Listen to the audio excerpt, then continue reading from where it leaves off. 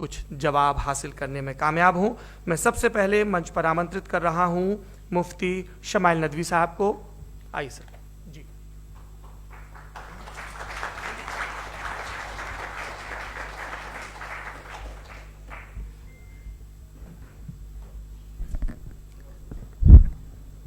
एक आखिरी गुजारिश, आप बोलना शुरू करें। आप लोग प्लीज अपने फोन फ्लाइट मोड पे या साइलेंट मोड पे रखें। एक बार चेक कर ले, कई बार बेध्यानी हो जाती है।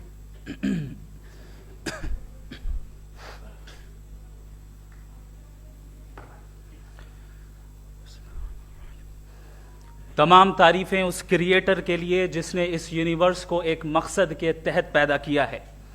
रिस्पेक्टेड जनाब जावेद अख्तर साहब, मिस्टर सौरभ द्विवेदी और respected audience, thank you all for being here today.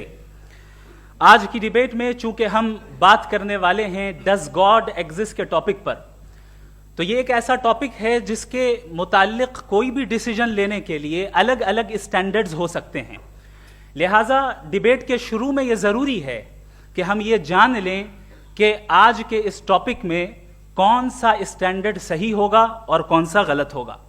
सबसे पहला स्टैंडर्ड जिसे मैं समझता हूं कि हमारे रिस्पेक्टेड जनाब जावेद अख्तर साहब बड़ी तेजी के साथ उसकी तरफ लपकेंगे, वो है साइंस। जबकि साइंस दर हकीकत खुदा के एग्जिस्टेंस को डायरेक्टली साबित करने या उसके एग्जिस्टेंस को डिनाई करने के लिए स्टैंडर्ड नहीं बन सकती। और उसकी वजह क्या है, ये मैं नहीं कह रहा, ये वो लोग कह रहे हैं जो साइंस के एक्सपर्ट्स हैं। नेशनल एकेडमी ऑफ साइंस कहती है science doesn't have the processes to prove और disprove the existence of God. Why? क्योंकि साइंस का ताल्लुक एम्पेरिकल एविडेंस से है और एम्पेरिकल एविडेंसेस का ताल्लुक हमारे नेचुरल और फिजिकल वर्ल्ड से है, जबकि गॉड नॉन फिजिकल और सुपर नेचुरल रियलिटी है। लिहाजा नॉन फिजिकल रियलिटी को आप उस टूल के साथ नहीं चेक कर सकते जिसका काम फिजिकल रियलिटी को तलाश करना है। लिहाजा आज इस डिबेट में गॉड की एग्जिस्टेंस को साबित करने या उसे डिनाई करने में साइंटिफिक एविडेंस को एक्सेप्ट नहीं किया जाएगा। दूसरा स्टैंडर्ड हो सकता है रेविलेशन, कि रेविलेशन के जरिए हम यह साबित करें कि गॉड एग्जिस्ट करता है या नहीं। लेकिन यह स्टैंडर्ड भी आज इररेलेवेंट है। क्यों? क्योंकि रेविलेशन मेरे नजदीक सोर्स ऑफ नॉलेज है, वैलिड सोर्स ऑफ नॉलेज है, लेकिन हमारे जावेद अख्तर साहब के नजदीक यह वैलिड सोर्स ऑफ नॉलेज नहीं है। लिहाजा आज की डिबेट में मैं एक भी एविडेंस किसी भी मजहबी स्क्रिप्चर से नहीं दूंगा ताकि जावेद अख्तर साहब के लिए वो अनएक्सेप्टेबल ना हो। तीसरा जो मेयार हो सकता है वो है ऑब्जर्वेशन, कि भाई कोई कहे कि हमें खुदा दिखाओ, अगर है तो दिखाओ, या ये कि खुदा के एग्जिस्टेंस पर एम्पेरिकल एविडेंस दो, तो ये है दर हकीकत गलत टूल का इस्तेमाल करना। ये ऐसा ही है कि जावेद साहब मुझसे ये मुतालबा करें कि मुफ्ती साहब आप मेटल डिटेक्टर के जरिए प्लास्टिक डिटेक्ट करके दिखाएं। अब चूंकि प्लास्टिक डिटेक्ट नहीं हो पा रही है, लिहाजा plastic does not exist. No, you are using the wrong tool. इस टूल से प्लास्टिक को डिटेक्ट नहीं किया जाता। लिहाजा मैं समझता हूं कि गॉड के एग्जिस्टेंस पर एम्पेरिकल एविडेंस का मुतालबा करना एक बचकाना मुतालबा है, और हमारे रिस्पेक्टेड जनाब जावेद अख्तर साहब इस स्टेज से अब बहुत आगे निकल चुके हैं। अब बचता है एक ही स्टैंडर्ड, और वो स्टैंडर्ड है अक्ल, लॉजिक, रीजनिंग। और यही वो स्टैंडर्ड है जिसके तहत गॉड की एग्जिस्टेंस को साबित किया जाएगा या गॉड की एग्जिस्टेंस को डिनाई किया जाएगा। लेकिन चूंकि ये बहुत इंपॉर्टेंट और सेंसिटिव टॉपिक है, इसलिए लॉजिकल आर्ग्यूमेंट भी ऐसा होना चाहिए जो डेफिनेटिव हो, इनडेफिनेटिव ना हो, जो 2 और 2 4 की तरह बिल्कुल वाजे हो, जिसे लॉजिकली रिजेक्ट करना पॉसिबल नहीं हो। फॉर एग्जाम्पल हम कहें हमारे रिस्पेक्टेड मिस्टर सौरभ साहब, ये एक इंसान है और तमाम इंसान कॉन्शियस बीइंग है। लिहाजा नतीजा क्या निकला, हमारे सौरभ साहब भी कॉन्शियस बीइंग है। क्या ये इनडेफिनेट आर्ग्यूमेंट है या डेफिनेट आर्ग्यूमेंट है? ये डेफिनेट आर्ग्यूमेंट है। ये 2 और 2 की तरह वाजे है, इसमें किसी तरह जो है लॉजिकली इसको रिजेक्ट नहीं किया जा सकता। तो अगर आज हमारे जावेद अख्तर साहब ऐसी कोई अकली दलील और लॉजिकल एविडेंस दें खुदा के ना होने पर जो डेफिनेट भी हो, तो मैं ये ऐलान करता हूं कि यकीनन मैं उस एविडेंस को कबूल करूंगा और उस पर गौर करूंगा, लेकिन साथ में यह भी ऐलान कर देता हूं प्रेडिक्शन के तौर पर कि ऐसा कोई डेफिनेट आर्ग्यूमेंट कोई नहीं पेश कर सकता। दलील हम देंगे और डेफिनेटिव दलील देंगे, लॉजिकल दलील देंगे, ऐसी दलील देंगे जो एंटायर एथिस्टिक वर्ल्ड उसे रेफ्यूट नहीं कर सकती। चलें अब हम एक एग्जाम्पल सोचते हैं, एक सिनेरियो, सिंपल सिनेरियो, तमाम ऑडियंस से गुजारिश है, हम और आप एक आइसोलेटेड आइलैंड पर हैं, ऐसा आइलैंड जहां पे हमसे पहले कोई कभी नहीं गया।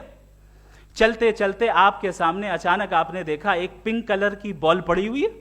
सबसे पहला सवाल आपके जहन में क्या आएगा कि ये बॉल यहां क्यों आई, कैसे आई, ये पिंक कलर की ही क्यों है, कोई और कलर भी हो सकता था, ये इसी शेप में क्यों है, कोई और शेप भी हो सकता था। नेचुरली आप इस तरफ पहुंचेंगे कि कोई ना कोई है जिसने इन स्पेसिफिक प्रॉपर्टीज के साथ इस बॉल को बनाया है और यहां पे रखा है। चूंकि आप जानते हैं कि ये जो बॉल है इसका एग्जिस्ट करना जरूरी नहीं है, ये एग्जिस्ट कर भी सकती थी, नहीं भी कर सकती थी, और एग्जिस्ट करना ही था तो किसी और फॉर्म में करती, किसी और कलर में करती। अब आप इस बॉल को एक्सपैंड करते चले जाएं, एक्सपैंड करते चले जाएं, एक्सपैंड करते चले जाएं, यहां तक कि ये बॉल यूनिवर्स के साइज की हो जाए। बताइए कि क्या साइज के बढ़ जाने से सवाल बदल जाएगा? हरगिज नहीं बदलेगा। अभी भी सवाल रहेगा, ये यूनिवर्स कहां से आया, इन स्पेसिफिक प्रॉपर्टीज के साथ कहां से आया, क्यों आया, किसने बनाया, यह सवाल उस वक्त भी वैलिड रहेगा। लेकिन यह सवाल अगर हम जनाब जावेद अख्तर साहब से करें तो चूंकि इनका वर्ल्ड व्यू एथिस्टिक है, और सिर्फ इनका नहीं, मतलब जितने भी एथिस्ट हैं और एथिस्टिक वर्ल्ड व्यू को रखने वाले से अगर आप ये सवाल करें कि ये यूनिवर्स कहां से आया, तो इनका जवाब या तो आर्ग्यूमेंट फ्रॉम इग्नोरेंस होगा या डॉगमेटिक होगा। या तो ये कहेंगे कि मुझे नहीं पता कि ये कहां से आया, लिहाजा गॉड डज नॉट एग्जिस्ट, ये आर्ग्यूमेंट फ्रॉम इग्नोरेंस है, या ये कहेंगे कि ये यूनिवर्स खुद ब खुद बन गया। इसका मतलब ये है कि उस बॉल को भी खुद ब खुद बन जाना चाहिए, लेकिन बॉल के ताल्लुक से ये एक्सप्लेनेशन एक्सेप्ट नहीं की जाएगी कि खुद ब खुद बन गई, लेकिन यूनिवर्स के ताल्लुक से कर दिया जाएगा। इसे हम दूसरे अल्फाज में डॉगमा भी कह सकते हैं। दूसरी चीज, हमारे जावेद अख्तर साहब जरूर गॉड ऑफ गैप्स की मिसाल भी जरूर देंगे, और मिसाल देंगे कि पहले जमाने में बिजलियां कड़कती थी तो लोगों ने किसी एक खुदा की तरफ, और बारिश होती थी तो दूसरे खुदा की तरफ मंसूब कर दिया, उनके पास दलील नहीं थी। यह हमारा वर्ल्ड व्यू है ही नहीं, यह हमारा वर्ल्ड व्यू है ही नहीं, क्योंकि नेचुरल फेनोमेना के प्रोसेस की इंटरप्रिटेशन को जान लेने से यह कहां से साबित हो गया कि गॉड एग्जिस्ट नहीं करता है। इस पर मैं इंशाअल्लाह अभी आगे बात करूंगा। आप हजरात ये भी देखेंगे, और मैं ये एक्सपेक्ट करता हूं कि हमारे रिस्पेक्टेड जनाब जावेद अख्तर साहब जरूर इमोशनल आर्ग्यूमेंट्स भी देंगे, जो कि एक लॉजिकल फेलेसी है जब बात आती है ट्रुथ को डिसाइड करने में। क्यों? मिसाल के तौर पर वो कहेंगे कि अगर गॉड है तो ईविल क्यों एग्जिस्ट करता है, जबकि मैं कहता हूं ईविल का एग्जिस्ट करना गॉड के एग्जिस्ट करने की दलील है, उसके खिलाफ नहीं है। चूंकि अगर गॉड है तो हम सब उसके सामने अकाउंटेबल हैं, और अगर हम अकाउंटेबल हैं तो अकाउंटेबिलिटी के लिए ईविल का मौजूद होना जरूरी है, उसके बगैर हम अकाउंटेबल नहीं हो सकते। और अगर हम अकाउंटेबल नहीं हैं तो हम जनाब जावेद अख्तर साहब से पूछेंगे कि आप बताएं कि फिर सफरिंग इस दुनिया में क्यों है? अगर खुदा नहीं है तो सफरिंग क्यों है? और उन लोगों के जज्बे का क्या जिनके अंदर सफरिंग के बाद इंतकाम लेने का जज्बा पाया जाता है और वो इस दुनिया से ऐसे ही चले गए, क्या उनकी सारी तकलीफें बेकार चली जाएंगी? अब आ जाएं उसी एग्जाम्पल की तरफ कि बॉल, मुझसे अगर कोई पूछे इस बॉल को किसने बनाया और या इस एक्सपेंडेड बॉल को किसने बनाया, मैं कहूंगा कि चूंकि ये यूनिवर्स और इस यूनिवर्स की तमाम चीजें कॉन्टिंजेंट हैं। कॉन्टिंजेंट होने का मतलब ये होता है कि जो अपने एग्जिस्टेंस पे किसी के ऊपर डिपेंड करती हो, तो जाहिर है ये यूनिवर्स कॉन्टिंजेंट है। और अगर कोई चीज कॉन्टिंजेंट नहीं है तो मैं रिक्वेस्ट करूंगा कि मुझे दिखा दें कि कौन सी चीज यूनिवर्स में कॉन्टिंजेंट नहीं है, हम भी जरा गौर कर लें और हम भी देख लें। और जब कॉन्टिंजेंट चीजें मौजूद हैं तो फिलोसोफर्स की इस्तिलाह के मुताबिक, हम उस टर्मिनोलॉजी के मुताबिक हम उस जगह तक पहुंचते हैं और उस हस्ती तक पहुंचते हैं जिसे नेसेसरी बीइंग कहा जाता है, कि ये वो नेसेसरी बीइंग है जिसका मौजूद ना होना नामुमकिन हो। चूंकि अगर ये मौजूद ना हो तो सारी चीजें एग्जिस्टेंस में आएंगी ही नहीं, और ये सारी कॉन्टिंजेंट चीजें उसी के ऊपर डिपेंड करती हैं। अब अगर आप ये सवाल करते हैं कि फिर उस हस्ती को किसने बनाया, फिर उसका कॉज क्या है, फिर उसका कॉज क्या है, फिर उसका कॉज क्या है, और एंडलेसली चले जाएं, इसे हम कहते हैं इन्फिनिट रिग्रेस ऑफ कॉजेस, जो कि लॉजिकल फेलेसी है। कॉन्सेप्चुअली इन्फिनिटी पॉसिबल है। मिसाल के तौर पे न्यूमेरिकल्स 1 2 3 गिनते चले जाएं, इन्फिनिट नंबर्स हैं। मैं कॉन्सेप्चुअली बात नहीं कर रहा, प्रैक्टिकली रियलिटी में साबित करके दिखाएं कि infinite regress of causes possible हैं या नहीं। अगर पॉसिबल हैं तो हम मान लेंगे, मिसाल दे दें, और पॉसिबल नहीं है तो एक ही ऑप्शन बचता है जिसे हम कहते हैं नेसेसरी बीइंग। ऐसी नेसेसरी बीइंग जो इंडिपेंडेंट है, क्योंकि अगर वो डिपेंडेंट हुई तो वो नेसेसरी नहीं रहेगी। ऐसी इंडिपेंडेंट बीइंग जो इटर्नल है, अगर वो इटर्नल नहीं होगी, उसकी बिगिनिंग होगी तो वो खुद कॉन्टिंजेंट है। ऐसी बीइंग जो पावरफुल है, क्योंकि कॉन्टिंजेंट को एक्चुअलाइज करने के लिए पावर चाहिए। ऐसी बीइंग जो इंटेलिजेंट है और नॉलेजेबल है, क्योंकि ये यूनिवर्स स्पेसिफिक फॉर्म और स्पेसिफिक लॉज ऑफ नेचर के तहत प्रिसाइजली चल रहा है। थैंक यू मुफ्ती साहब। मैं इन दलीलों के बाद जावेद अख्तर साहब से गुजारिश करूंगा, आप बैठ के बोलना चाहेंगे या वहां जी?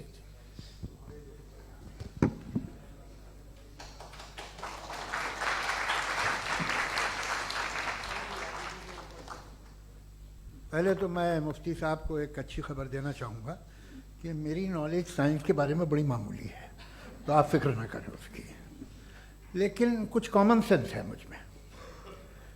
देखिए, ये खुदा का तस्वुर कोई नया तस्वुर नहीं है, ये सदियों से रहा है। ये कुछ रिलीजन 3000 साल पुराने होंगे, 4000 साल पुराने होंगे, लेकिन इंसान कोई 10,000 12,000 साल से एग्जिस्ट करता है होमोसेपियन की शक्ल में, और हमेशा कुछ ना कुछ मज़हब रहे।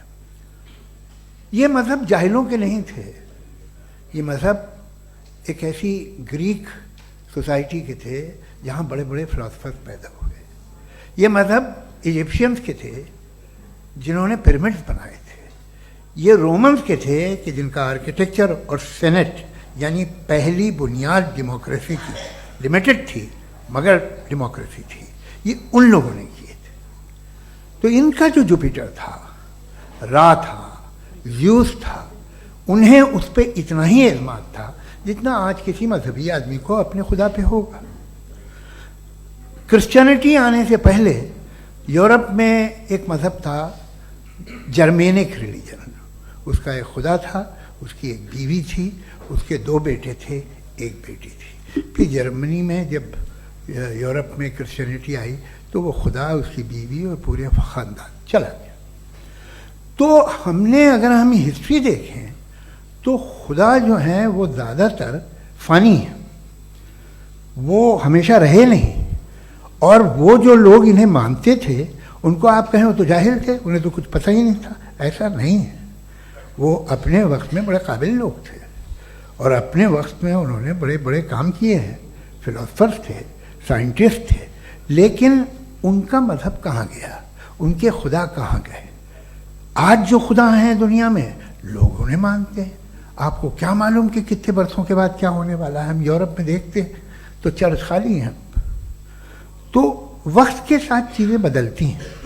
जहाँ तक इसका ताल्लुक़ है मज़हबों का, हर मज़हब आपसे एक चीज़ मांगता है, फेथ। ये फेथ क्या चीज़ होती है? What is the difference between faith and belief?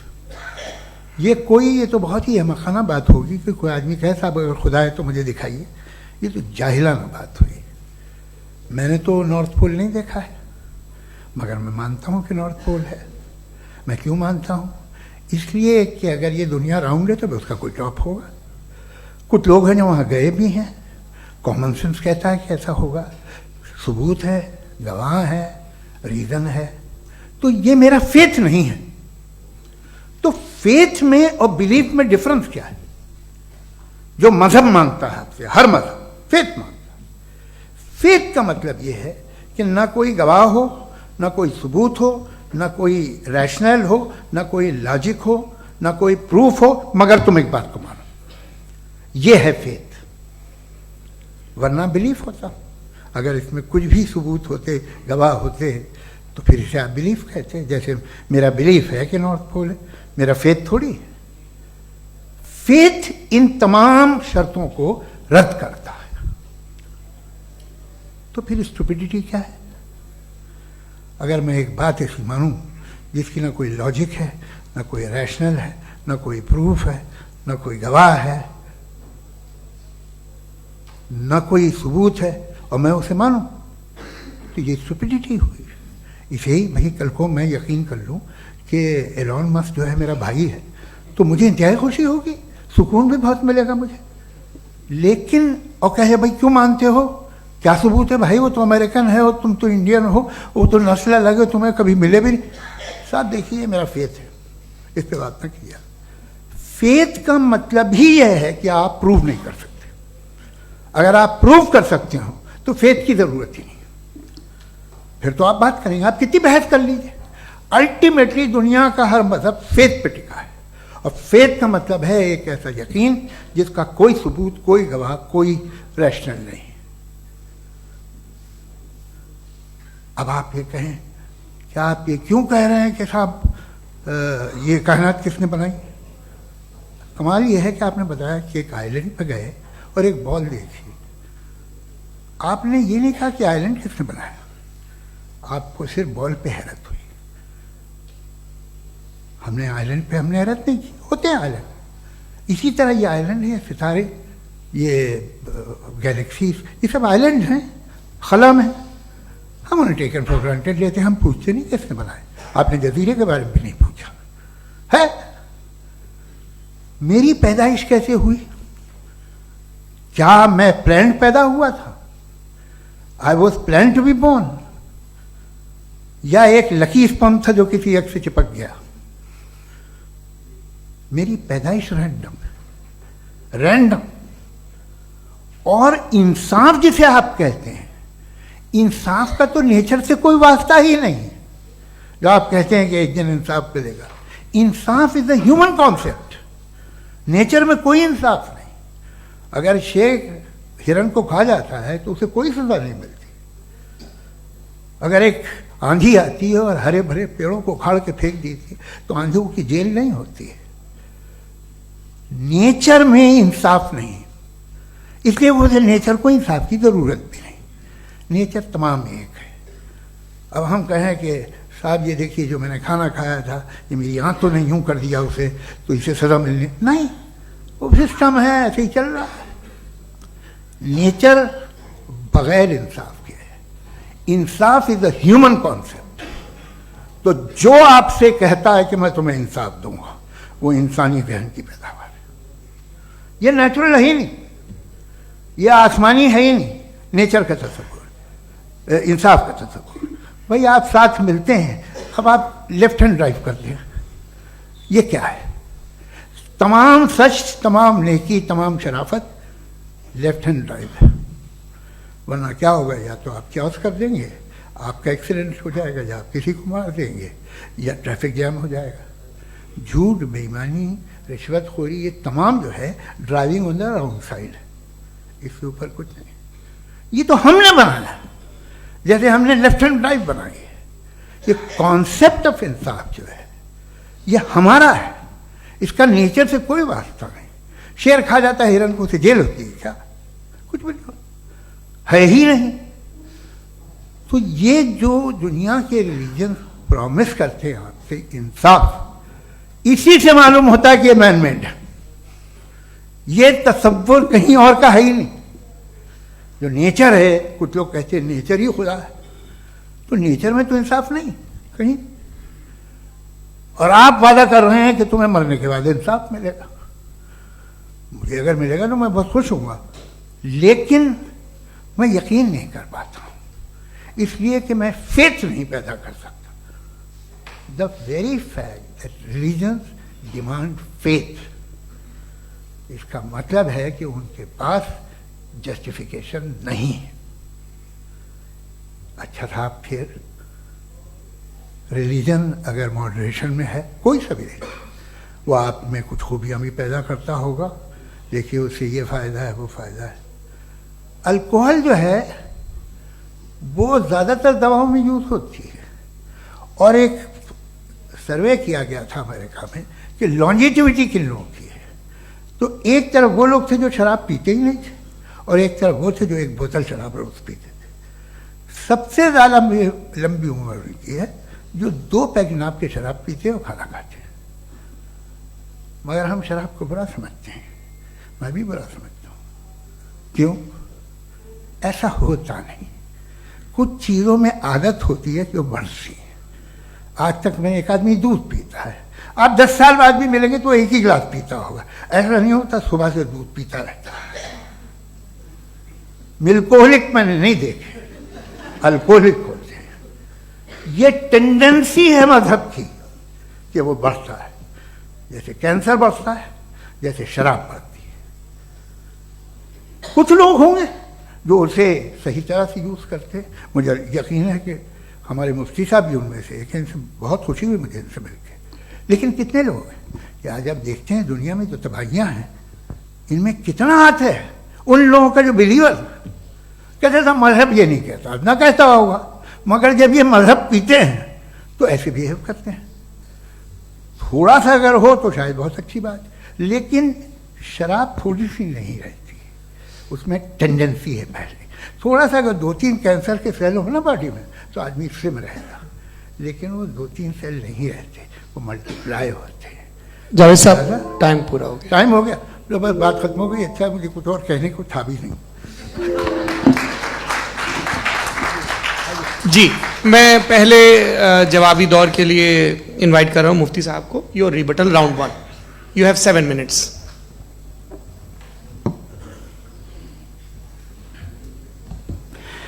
Thank you very much Javed साहब। आपकी बात को सुनकर बड़े महजूज हुए हम लोग। महजूज, do you understand? We enjoyed. Okay, अब थोड़ा सा लॉजिकली उसको हम लोग देखते हैं। दरअसल हम लोगों ने कल गुजारिश की थी मुफ्ती साहब से भी, जावेद साहब से भी, कि हिंदुस्तानी ज़बान आम फहम सबको समझ में आ जाए और जहां कहीं आप मुश्किल शब्द इस्तेमाल करें वहां बताते भी चलें। Thank you. तो सबसे पहले हमारे रिस्पेक्टेड जावेद साहब ने हवाला दिया कि खुदा फानी है। कितने मजहब आगे चले गए, किसी ने जुपिटर को खुदा माना, किसी ने किसी को माना। मैं कहता हूं जिसने कॉन्टिंजेंट चीज को खुदा माना, गलत माना, वो खुदा ही नहीं, वो खुदा ही नहीं है। हम तो नेसेसरी बीइंग को साबित करने बैठे हैं, वो नेसेसरी कॉज जो इटरनल है, जो अबदी भी है और अजली भी है। हम किसी और को साबित करने नहीं बैठे। दूसरी चीज उन्होंने कहा कि फेथ एंड बिलीफ, ये एक ऐसी डेफिनेशन है फेथ की जो इन्होंने पहली मर्तबा पेश की है, या माफ कीजिएगा इन्होंने पहली मर्तबा पेश नहीं की है, रिचर्ड डॉकिंस ने पहली मर्तबा पेश की है। मुझे मालूम है ये सोर्स कहां से है। एपिस्टेमोलॉजिकली फेथ और बिलीफ का फर्क आप इस तरह नहीं कर सकते सर। फेथ सही भी होता है, गलत भी होता है, बिलीफ सही भी होता है, गलत भी होता है। जो लॉजिक, रीजन और एविडेंस से बैक्ड होगा वो फेथ सही होगा। और आप जिस फेथ की बात कर रहे हैं कि इलॉजिकल है और उसके पीछे नहीं है, तो we are on the same page. हम नहीं मानते उस फेथ को, जो फेथ ऐसा हो जिसके पीछे कोई लॉजिक ना हो, एविडेंस ना हो, हम नहीं मानते। हम तो उस फेथ के कायल हैं जिसके पीछे लॉजिक हो और एविडेंस हो। तो बिलीफ सही भी होता है, गलत भी होता है, फेथ भी सही होता है और गलत भी होता है। तो आज फेथ और बिलीफ के डिफरेंस पे बात नहीं हो रही। आज आप चाहे फेथ एक्सेप्ट कर लें या बिलीफ एक्सेप्ट कर लें, आज ये बात होगी कि ट्रूथ क्या है। चाहे ट्रू बिलीफ सही है या ट्रू फेथ सही है, और फॉल्स फेथ क्या है और फॉल्स बिलीफ क्या है, बात इस पे हो रही। दूसरी चीज इन्होंने पूछा स्टुपिडिटी फिर क्या है। अगर फेथ रिलीजन स्टुपिडिटी नहीं है तो और क्या है? चूंकि फेथ का मुतालबा करते हैं तो स्टुपिडिटी क्या है? मैं कहता हूं स्टुपिडिटी एथिज्म है। उसकी वजह यह है कि आप एक सड़क पे जा रहे हो और आप किसी गार्डन में जाएं और देखें वहां लिखा है फूलों के साथ I love Javed Akhtar, and I really do, I love you sir. So जब आप वहां पर पहुंचे तो वहां पहुंचकर अब ये बताएं, क्या आप ये कहेंगे वाह व्हाट अ नेचुरल सिलेक्शन? ये क्या नेचुरल सिलेक्शन है? नहीं, ये प्रिसाइजली डिजाइंड है, इसके पीछे डिजाइनर है। लिहाजा अगर कोई एक ऐसी कॉमन सेंस की बात को कबूल नहीं कर रहा है कि यूनिवर्स जो इतने प्रिसाइजली काम कर रहा है, हम कह दें कि खुद ब खुद बन गई, मैं समझता हूं इससे बड़ी स्टुपिडिटी और कुछ नहीं है। ये इरैशनल चीज है। फिर हमारे सर ने कहा कि आपने बॉल पे फोकस किया, आइलैंड पे फोकस नहीं किया। अरे आइलैंड को किसने बनाया यही समझाने के लिए तो बॉल की मिसाल दे रहा हूं। और बॉल भी कॉन्टिंजेंट है, आइलैंड भी कॉन्टिंजेंट है, दोनों नेसेसरी बीइंग का मुतालबा करते हैं। आगे इन्होंने कहा कि नेचर में कोई इंसाफ नहीं है। हम डिसाइड करते हैं कि मोरालिटी क्या होती है, इंसाफ क्या होता है। हम डिसाइड करते हैं, जैसे ड्राइविंग सीट में ट्रैफिक वाला, ये तो किसी खुदा ने नहीं कहा, ये है, इसे कहते हैं फॉल्स इक्विवेलेंस। ये एक लॉजिकल फेलेसी है। आपने जो है मिसाल दी ड्राइविंग की और ट्रैफिक की, ये सब्जेक्टिव मोरालिटी है। आप सब्जेक्टिव मोरालिटी को मिसाल बनाकर ऑब्जेक्टिव मोरालिटी के ऊपर नहीं थोप सकते। इंसाफ की ऑब्जेक्टिव मोरालिटी, अगर आप ये कहते हैं कि नेचर में इंसाफ नहीं है तो इंसाफ का न होना ये नेचुरल हुआ, तो फिर नेचर को नेचर रहने दे, क्यों हम इतना स्ट्राइव कर रहे हैं दुनिया में इंसाफ लाने के लिए? ये तो इलॉजिकल बात है, इरैशनल बात है। इसलिए बहुत सी चीजें ऐसी हैं जो ऑब्जेक्टिवली जो है इविल या गुड हैं, और बहुत सी चीजें ऐसी हैं जो सब्जेक्टिवली हैं। सब्जेक्टिवली जो मोरल होता है या इमोरल होता है उसको हम सोशल कंसेंसस से या पर्सनल प्रेफरेंस से डिसाइड करते हैं, लेकिन जो ऑब्जेक्टिव मोरालिटी है जिसमें इंसाफ आया, जो इन्होंने बार बार रिपीट किया, ये ऑब्जेक्टिव है, सब्जेक्टिव नहीं है। अगर आप कहते हैं ये सब्जेक्टिव है तो मेरा सवाल आपसे ये है, क्या सोशल कंसेंसस के जरिए अगर जुल्म को सही करार दे दिया जाएगा तो आप जुल्म को जस्टिफाई करेंगे? दूसरी चीज, इन्होंने ये कहा कि 2 पैक शराब पी लें तो वो उतने पे नहीं रहता, बढ़ जाता है। यही मामला मजहब के साथ है, 2 पैक आप पी लें बढ़ेगा। तो ये एक ऐसी मिसाल है, इसको कहीं भी फिट कर लें कि आप एथिज्म पे जब फिट करें, जब आप 2 पैक एथिज्म का लेंगे ना तो वो बढ़ बढ़ के नॉर्थ कोरिया बनेगा। Thank you.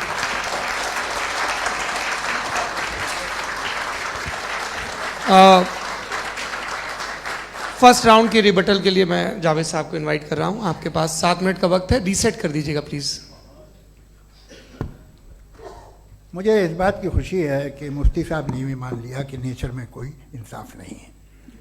तो कोई भी चीज़ जो इंसान ने नहीं बनाई है उसमें इंसाफ नहीं होता है। एक बात मैं आपसे अर्ज़ करूँ, जरा पता लगा लीजिएगा, ये जो आप बाग में जाते हैं बेहद खूबसूरत फूल देखते हैं ना, इनमें से कोई नेचुरल नहीं है।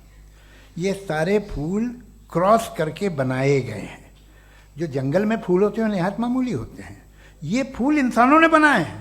जो आप बाग में देख के वाह वाह कहते हैं, ये इंसानों के बनाए हुए हैं। डिफरेंट फूलों को क्रॉस करके, डेवलप करके, फिर क्रॉस करके इस तरह से बनाए गए। नेचुरल फ्लावर नहीं, किसी जंगल वीरान में जाके आप गुलाब के फूल नहीं देखेंगे। ये सब बनाए हुए इंसान ने, बहुत से काम इंसान ने किए हैं।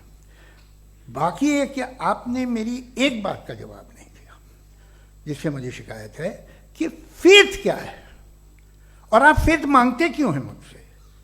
आप तो लॉजिकल हैं, आपके पास तो सारे रैशनल्स हैं, आपके पास सारे सबूत हैं, तो आपको फेथ की डिमांड क्यों करते हैं कि भाई तुम सरेंडर कर दो और सवाल मत करो?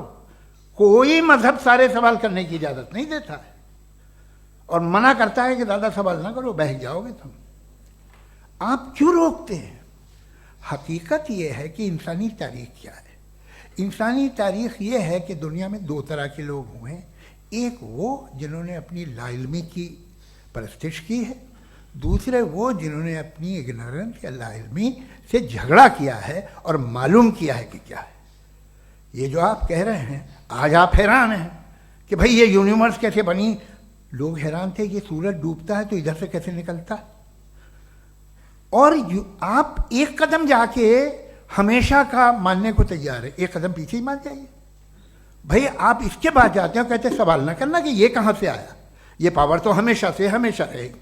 तो आप यूनिवर्स के बारे में मानने में क्या तकलीफ है? एक कदम पहले रुक जाइए, ये हमेशा से थी या नहीं थी हमें मालूम नहीं है। और ये कहना कि हमें मालूम नहीं है, कमाल ये है कि दुनिया के सारे मजहब सब जानते हैं ये दुनिया कैसे बनी थी, कैसे मिटेगी, मरने के बाद क्या होगा, इनको सब इल्म है।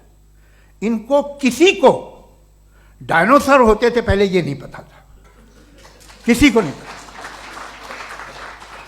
किसी भी दुनिया की मजहबी किताब में डायनासोर का जिक्र नहीं है, लेकिन बाकी सब बातें, how to make universe in 4 easy lessons and बाकी सब पता है। जिसको सब पता है वो गड़बड़ है। हम में ये इंकिसार, ये ह्यूमिलिटी होनी चाहिए कि हम ये कहें कि हमें ये बहुत सारी बातें नहीं मालूम, लेकिन हम उनकी परस्तिश ना करें, अपनी लाइल्मी को की परस्तिश ना करें, हम उसे पता लगाने की कोशिश करें। जिस दुनिया में आप बैठे हैं सर, ये हॉल जो है, ये इलेक्ट्रिसिटी जो है, ये माइक जो है, जिस हवाई जहाज से आप आए थे, वो जिस कार से आप यहाँ आए हैं, ये सब उन लोगों की बनाई हुई है जिन्होंने सवाल किए थे। ये दुनिया जिसमें आप आज आराम से हैं, ये उन लोगों की बनाई है कि जिन्होंने सवाल किए थे, और हर स्टेज पे इन सवालों को मकरूह कहा गया था, गलत कहा गया था। आप जरा तारीख पढ़िए, एक बड़ी दिलचस्प किताब है बर्ट्रैंड रसेल की, जिसमें उसने रिलीजन एंड साइंस कि कब से रिलीजन जो है साइंस के अगेंस्ट है, और हद तो यह है कि भाप के इंजन के खिलाफ थे, स्टीम इंजन के भी खिलाफ थे, और फतवे हुए उन पे, वेटिकन ने दिए। तो ये हमेशा, अभी जैसे ही ये राइट विंगर आते हैं अमेरिका में पावर में, तो वो जो अपना ये क्या बोलते हैं उसे, सीड क्या बोलते हैं, सीड क्या जो, हाँ नहीं सीड जो होते हैं जिन पे जी नहीं भाई, वो जो ह्यूमन बॉडी के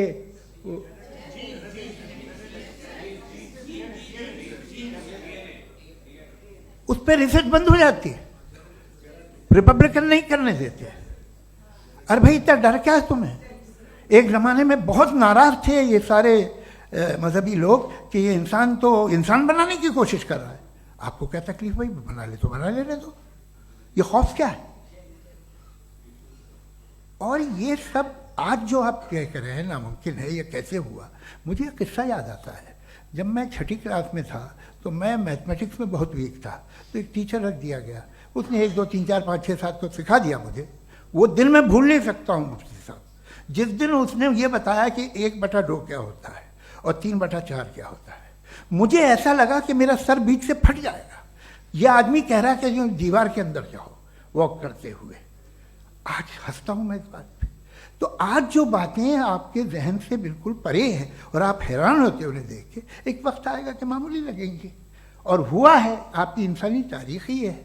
इतनी जल्दी सारे फैसले आप मत कर लीजिए, थोड़ा ये ह्यूमिलिटी रखिए कि भाई ये हमें नहीं मालूम। ये कहने में क्या आ रहा है?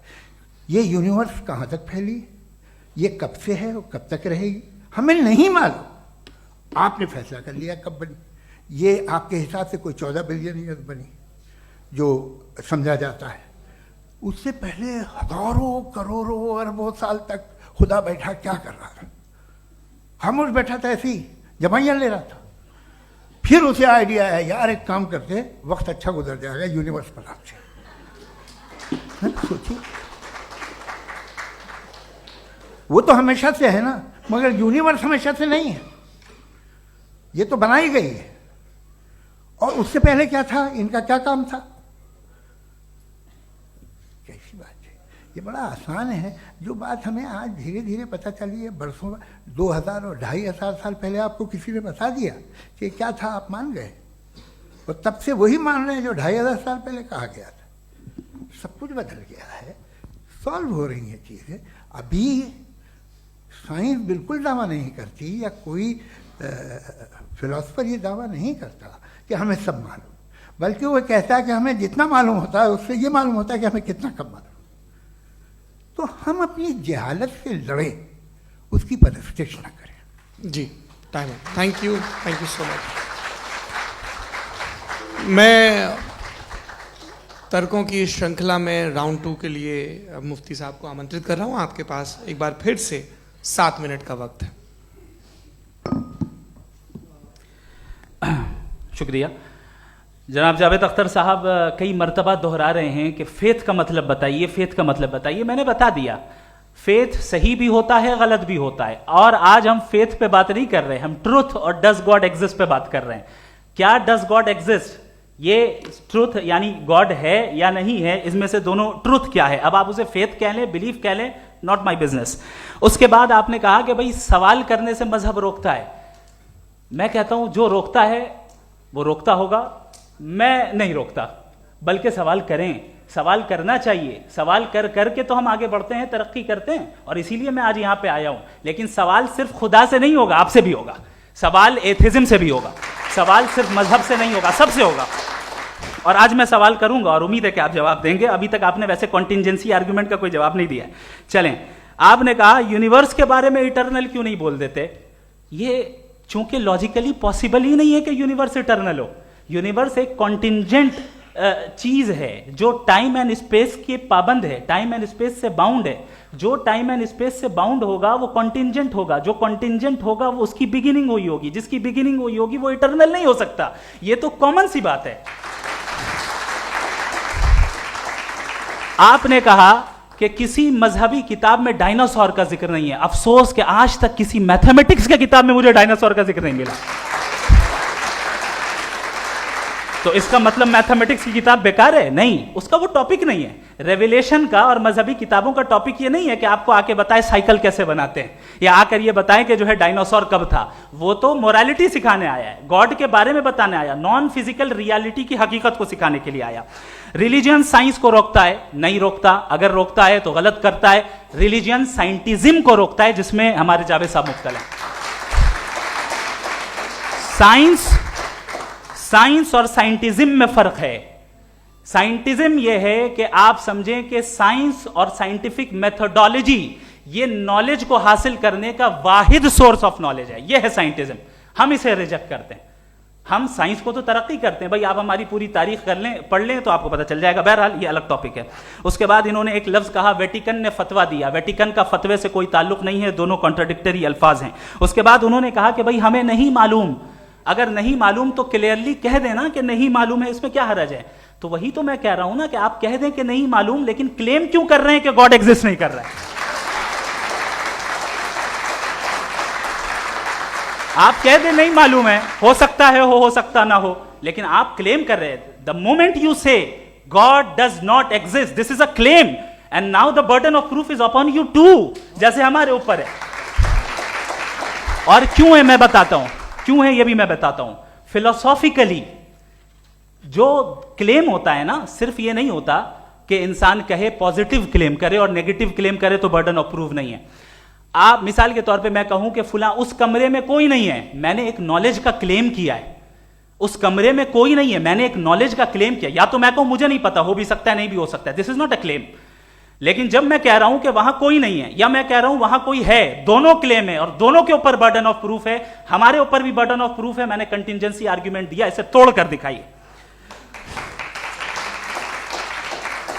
आखिरी चीज, इन्होंने कहा कि खुदा दुनिया बनाने से पहले 150 साल पहले या करोड़ों साल पहले क्या कर रहा था। अरे हजरत, चलें बहरहाल मैं जवाब दे देता हूं। आप हमारे रिस्पेक्टेड पर्सनालिटी हैं, अगर आप नहीं होते तो मैं इसे एंटरटेन ही नहीं करता। टाइम, ये 100 साल पहले या 100 साल बाद, पहले बाद में अभी, ये वो अल्फाज हैं जिनका ताल्लुक टाइम से है। टाइम शुरू ही हुआ है यूनिवर्स की बिगिनिंग के बाद, तो उसके पहले खुदा क्या कर रहा था? सवाल इलॉजिकल है, ये फेलेसी है। यानी आप ये कह रहे हैं कि यूनिवर्स के बनने से पहले खुदा क्या कर रहा था? टाइम के बनने से पहले, पहले का ताल्लुक टाइम से, टाइम उस वक्त था ही नहीं, तो ये सवाल ही इनवैलिड है खुदा के ताल्लुक से। दूसरी चीज, आर्ग्यूमेंट ऑफ कंटिजेंसी जो मैंने आपके सामने पेश की है, आपने बार बार ये प्रूफ किया और ये कह रहे हैं कि गॉड ऑफ गैप्स। देखिए, पहले नहीं मालूम था, साइंस ने कर दिया। सिंपल की मिसाल से मैं समझा देता हूं। जिस गैप्स की आप बात कर रहे हैं ना, साइंस उन गैप्स को जिन चीज के जरिए भी प्रूव करेगा वो कॉन्टिजेंट ही होगा। अब चाहे वो फोर्स हो, मैटर हो या एनर्जी हो। लिहाजा सवाल हमारा उस वक्त भी वैलिड होगा जब तक कि आप नेसेसरी बीइंग पे ना आ जाएं, और इन्फिनिट रिग्रेस पॉसिबल नहीं है of causes in practical world, तो जाहिर है कहीं रुकना पड़ेगा। जहां रुकेंगे वही खुदा है। दूसरी चीज, आपने ये कहा, क्या कह रहा था मैं, किस पॉइंट को? What? Oh no, after that. Just now. हाँ, जहां रुकेंगे वही खुदा है। बहरहाल, तो टाइम का जिक्र हो गया, गॉड ऑफ गैप, सॉरी, या इसकी एक मिसाल आप ले लें। एक कार है, एक साहब ने देखा कि भाई कार जो है उसके व्हील्स कितने अच्छे लगे हुए हैं, सही जगह पे। स्टीयरिंग जो है कितने अच्छे जगह पे लगी हुई है, और सीट्स कितने वेल डिजाइंड है, कितनी प्रिसाइजली ये कार काम कर रही है। तो जरूर कोई ना कोई इसे क्रिएट किया है, किसी ने क्रिएट किया है। अब जावेद साहब आए और कहे, अरे जनाब बोनेट खोलिए, इसमें इंजन है, इंजन इस कार को चला रहा है, hence prove no one has created the car. This is illogical, this is irrational. आपने इंजन के जरिए उस गैप को तो साबित किया, लेकिन क्या उससे कार की जो क्रिएशन है और उसका जो क्रिएटर है ये इम्पॉसिबल हो जाए? ऐसा पॉसिबल है? उसका सवाल खत्म हो जाए, ऐसा पॉसिबल है? नहीं। आपने गैप्स को फिल करके, कॉन्टिंजेंट चीजों से गैप्स को फिल करके हमारे ऑब्जर्वेशन को और ब्रॉड कर दिया। अब हमें और पता चल गया कि ये जो कार है इसका सिस्टम कितना ज्यादा कॉम्प्लेक्स है। पहले कम समझते थे, अब कॉम्प्लेक्सिटी और ज्यादा वाजे हो गई। अब हमें समझ में आ रहा है कि हमारी सर्टेनिटी और बढ़ गई कि जरूर इस कार को किसी ना किसी ने बनाया। यही मामला यूनिवर्स का है। साइंस हमेशा फिजिकल वर्ल्ड की चीजों को ही फिल करती जाएगी और फिजिकल चीजों से ही करती जाएगी, चूंकि एम्पेरिकल एविडेंस का ताल्लुक फिजिकल वर्ल्ड से है।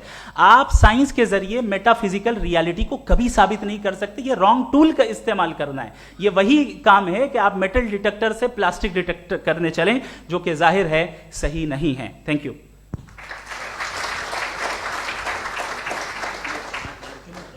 जी, ये आर्ग्यूमेंट का राउंड 2 है। हाँ। 7 मिनट है। पहले तो मैं आपसे अर्ज करूं कि आपने कहा कि जब कायनात ही नहीं थी तो वक्त भी नहीं था, कुछ भी नहीं था। कैसे नहीं था? खुदा था। एक एग्जिस्टेंस तो था ना खुदा का। तो जब खुदा था तो वक्त भी होगा। ऐसा नहीं कि कुछ भी नहीं था, खुदा था। अच्छा, बाकी है कि आपने कहा साहब आप साबित कीजिए, आपके पास भी लॉजिक है या मेरे पास भी लॉजिक है। आप मेरा जिम्मेदारी नहीं है साबित करना कि खुदा है। बर्टन रसल ने बड़ी अच्छी बात कही। बर्टन रसल ने बड़ी अच्छी बात कही। मैं आपसे अगर ये दावा करूं कि एक चाय की केतली मरीख के चारों तरफ घूम रही है, मार्स के चारों तरफ, तो ये आपका काम नहीं है कि आप साबित करें कि कोई चाय की केतली नहीं है। ये मेरा काम है, मैंने दावा किया है। ये दावा तो मजहबी लोग करते हैं कि खुदा है। मैं क्यों साबित करूं कि नहीं है? जब तक आप मुझे कन्विंस नहीं कर देंगे मैं नहीं मानूंगा। आपकी जिम्मेदारी है, मेरी जिम्मेदारी नहीं है। दोयम ये कि ये जो आप कह रहे हैं, जो गैप्स हैं, ये गैप जब जब किसी मजहब को चैलेंज करते हैं, जब ऐसा कोई बात आती है तो हंगामा हो जाता है कि जब वो चैलेंज करें किसी फेथ को। ये तमाम साइंस जो है इसे मुख्तलिफ जगहों पे मुख्तलिफ वक्तों में मजहब ने रोकने की कोशिश की है। ये किताब है religion and science, Burton Russell की, पढ़िएगा, अच्छी लगेगी आपको। तारीख ही है साइंस, मजहब की साइंस से उसका यही रिश्ता है। अच्छा, अब ये हम सोचें कि बहरहाल ये वजूद जो है मजहब और ये बिलीव इन गॉड इंसान को बेहतर बना देता है। तो एक काम कीजिए, हिंदुस्तान वर्ल्ड का नक्शा लीजिए और मार्क कीजिए कि रिलीजन कहाँ कहाँ ज़्यादा है, कहाँ कहाँ, चाहे वो लैटिन अमेरिका हो या मिडल ईस्ट हो या फार ईस्ट हो या हिंदुस्तान के वो इलाके जहाँ मजहबियत ज़्यादा है। रख दीजिए नक्शा अलग। अब दूसरा नक्शा कि कहाँ कहाँ नाइंसाफ़ी, रिप्रेशन, औरतों के हुकूक की पामाली, जुल्म, डिक्टेटरशिप कहाँ है। नक्शा एक ही होगा। तो आप मुझे बताएं कि जो इसका तरकीब इस्तेमाल क्या है। खुदा का तरकीब इस्तेमाल तो बताइए। आप छोटी सी दवा सड़क पे बेचते हैं, उसकी भी तरकीब इस्तेमाल बताते हैं। इसके इस्तेमाल से तो फायदा नहीं हुआ किसी को। जो सारे के सारे खराब मुल्क हैं, खराब समाज है, वो सारे जुल्म खुदा के नाम पे करते हैं। वो गलत करते हैं, सही करते हैं, मुझे क्या लेना देना उससे। इस्तेमाल से मालूम होता ना।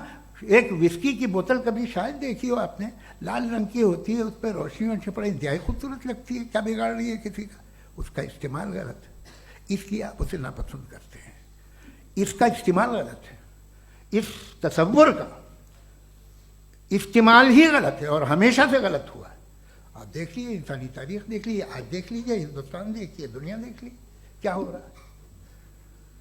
इसे कैसे इस्तेमाल कर रहे हैं। फेथ वाले लोग क्या फेयर हैं, जस्ट हैं, जो अपने खुदाओं पे यकीन रखते हैं, वो किस तरह के लोग हैं। वो लोगों को इंसाफ देते हैं, वो बेहतर इंसान बने। तो इस दवा का फ़ायदा क्या है। चलो बहुत फ़ायदा हो रहा तो मैं इस्तेमाल कर लूँगा, मैं मुझे तो इस दवा का कोई फ़ायदा दिखता ही नहीं। मुझे तो ऐसा लगता, मैं एक और बात बताऊं, अगर कोई आदमी मजहबी है और अच्छा आदमी है तो मैं उसकी बहुत इज्जत करता हूँ, इसलिए कि मेरा ख्याल है मजहबी आदमी का अच्छा होना मुझसे अच्छा होने से ज़्यादा मुश्किल है। भाई हर चीज़ की एक लिमिट है। आप इतना भाग सकते हैं, इतना नहीं भाग सकते, इतना वजन उठा सकते, इतना नहीं उठा सकते, इतना दूर देख सकते हैं, इतना दूर नहीं देख सकते। उसी तरह कॉमन सेंस कहता है कि आप में नेकी का भी एक कोटा होगा। अब आप अगर सुबह जाते हैं अपनी इबादत गाह और इबादत करते हैं तो बाहर निकलते हैं तो आप तो यही महसूस करते हैं कि आपने एक बहुत अच्छा काम किया, आपकी नेकी का एक बहुत बड़ा कोटा खर्च हो गया जिससे किसी का कोई फ़ायदा नहीं हो। मैं तो नहीं जाता हूँ तो मुझे तो किसी को खाना खिलाना पड़ेगा, किसी बेवा की मदद करनी पड़ेगी, मैं अपना कोटा कैसे कंज्यूम करूँ? आप अपना कोटा सारे मजहबी लोग इंतहाई यूजलेस कामों में यूज़ करते हैं, उसके बाद भी अगर आप में बच्ची है थोड़ी सी शराफत तो भाई वाह क्या बात है।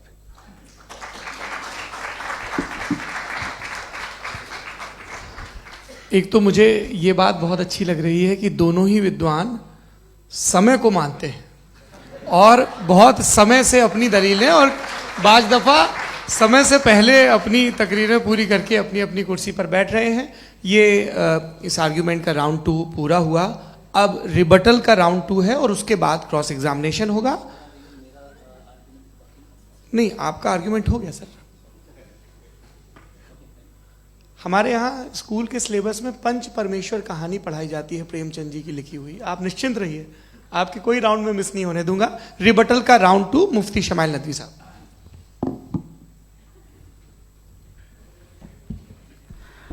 असल में जो हकीकी प्रॉब्लम है, असल प्रॉब्लम है वो ये है कि जावेद साहब के पास कॉन्सेप्ट ऑफ गॉड क्लियर नहीं है। इन्होंने कहा कि कायनात से पहले खुदा तो था, तब भी तो टाइम होगा। ये टाइम कायनात का हिस्सा है। हम खुदा, उस खुदा को मानते हैं नेसेसरी बीइंग का टाइमलेस होना जरूरी है, चूंकि वो टाइम का क्रिएटर है। जब उसने टाइम को क्रिएट किया तो वो खुद टाइम पे कैसे होगा? उसने जब स्पेस को क्रिएट किया तो खुद स्पेस में कैसे होगा? अगर वो टाइम एंड स्पेस को पहले से ही उसका पाबंद है तो फिर किस चीज को उसने क्रिएट किया? लिहाजा ये सवाल गलत है कि खुदा था तो टाइम होगा। बिल्कुल नहीं, टाइम के पाबंद हम हैं, खुदा नहीं है। हम फिजिकल वर्ल्ड से ताल्लुक रखते हैं, वो मेटाफिजिकल रियलिटी है। दूसरी चीज इन्होंने मिसाल दी कि चाय की केतली हवा में घूम रही होगी, और पता नहीं शायद वो बर्टन रसल का उन्होंने हवाला दिया। बहरहाल यही प्रॉब्लम है। प्रॉब्लम यही है कि हम चीजों के दरमियान डिफरेंशिएट नहीं कर पाते हैं। ये जो आपने मिसाल दी ये इमेजिनेशन है, और मैं जो साबित कर रहा हूं वो लॉजिकल नेसेसिटी है। आप इमेजिन करने आए तो कुछ भी करें, जुपिटर में पिंक एलिफेंट होगा, यूनिकॉर्न होगा, करें, उससे कायनात पे क्या फर्क पड़ता है?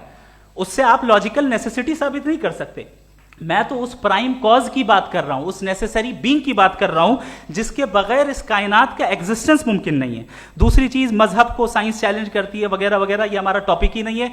मैं इस पे बात करूंगा तो फिर मेरा वक्त चला जाएगा। मजहब के ऊपर चूंकि हमारी डिस्कशन नहीं है, साइंस को मजहब और बिलखुसूस मैं और हमारा वर्ल्ड व्यू कम अज कम साइंस को पीछे नहीं करता है, साइंटिज्म की मजम्मत करता है। इसकी वजाहत मैंने पहले कर दी।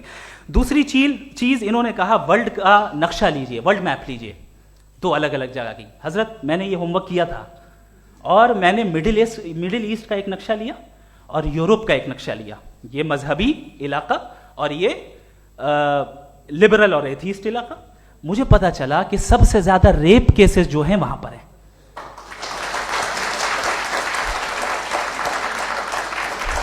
मुझे ये पता चला यूएन की रिपोर्ट के मुताबिक, मैं ये अपने घर से नहीं लेके आ रहा, कि जो वर्किंग वुमेन है यूरोपियन कंट्रीज में, उसमें 81% वुमेन सेक्सुअल हैरेसमेंट का वर्क में शुमार हो रही है। ये मिडिल ईस्ट में नहीं हो रहा है, वो मजहबी लोग हैं इसलिए नहीं हो रहा है। दूसरी चीज, आपने ये कहा कि मजहबी आदमी का अच्छा होना हमारे अच्छे होने से बहुत मुश्किल है, बहुत मुश्किल है। तो इसका मतलब यह है कि गॉड के अलावा आपके पास अच्छे और बुरे का कोई स्टैंडर्ड है। मैं चाहूंगा कि कन्वर्सेशनल स्टाइल वाली डिस्कशन और सेगमेंट पे इसी पे बात कर लेते हैं। Thank you very much.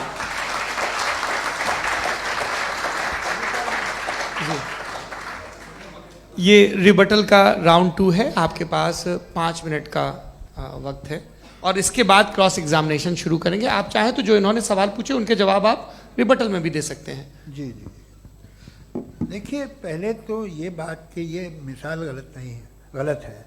इन्होंने पहले ही हमको डिसार्म कर दिया। कह लिया अकल से मामला सॉल्व नहीं हो सकता, लॉजिक से आप पहुंच नहीं सकते। ये एक मेटाफिजिकल चीज़ है। मेटाफिजिकल अजीब सा लफ्ज़ है, ठीक से किसी को माने नहीं मालूम इसके, तो ऐसा लगता है कुछ बड़ी चीज़ है। अरे भाई, क्या होता है मेटाफिजिकल? बताओ, खड़ी हो। ये एक लफ्ज़ है जो कहीं भी इस्तेमाल हो जाता है। जब आप एक बात कर रहे हैं और आप मुझसे बहस कर रहे हैं तो मुझे मेटाफिजिकल मत बताइए। आप लॉजिकली मुझे प्रूफ किए, और अगर लॉजिकली आप नहीं बात करते साहब ये मेटाफिजिकल है, तो फिर हम आप बात क्या कर रहे हैं? मेरा आपका किस जबान में कॉन्वर्सेशन होगा? और ये कहना कि वक्त पहले नहीं था, तो फिर क्यों कहते हैं ये हमेशा से और हमेशा रहेगा? हमेशा वक्त है, तो आप कैसे कहते हैं वो हमेशा से है और हमेशा रहेगा? हमेशा का मतलब है कोई वक्त, अगर वक्त ही नहीं है तो हमेशा कैसे? बाहर वो रहेगा। अब मैं ये देखता हूँ, आपने कहा ना कि वहाँ रेप ज़्यादा होते हैं, तो हम एक बात देखते हैं कि दुनिया जिस पे वो कादर मुतलक है, जिसकी मर्जी के बगैर पत्ता भी नहीं हिलता, ओमनीपोटेंट है, ये दुनिया चल कैसे रही है?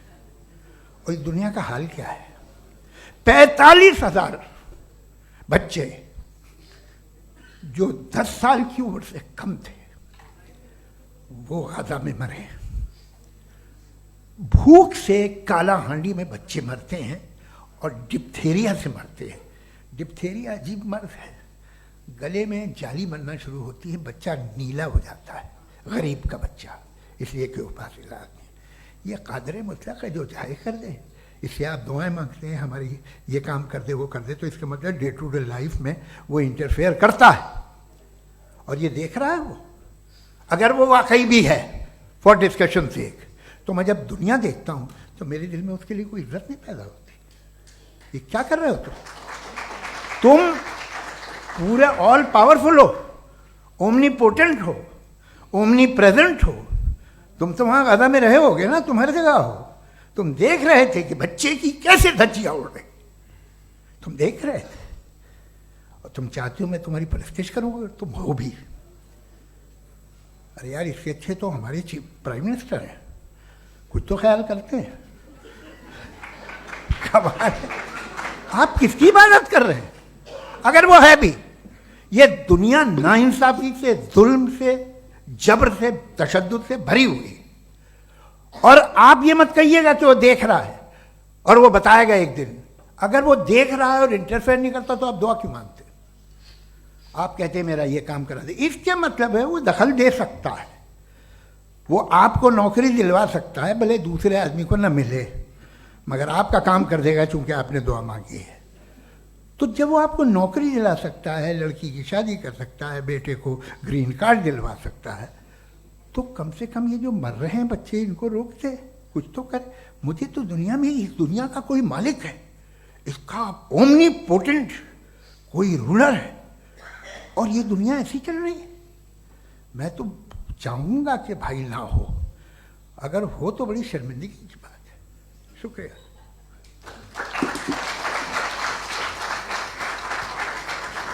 देवियों और सज्जनों, इस बहस के 2 राउंड और 2 रिबटल पूरे हो चुके हैं। अब सबसे ज़रूरी और सबसे मुश्किल राउंड शुरू हो रहा है, क्रॉस एग्जामिनेशन का। अब इन विद्वानों की सज्जनता की एक परख भी होगी, और वक्त हमने 16 मिनट का तय किया है। पहला सवाल आप पूछना चाहेंगे? जी बिल्कुल। पहले बोले भी आप आप माइक ले लीजिएगा हाथ में, ये नीचे से ऑन हो जाएगा। जी मैं बोलता हूँ, ये डायस हटा सकते हैं क्या हम थोड़ा क्विकली? डायस पीछे कर दीजिए बस थोड़ा सा, है, ताकि ये जो दाएं बाएं लोग बैठे हैं, इसे हटा ही दीजिए। अब हम वहाँ तो जाने वाले नहीं, आराम से आराम से। दोनों तरफ से हटा दीजिए।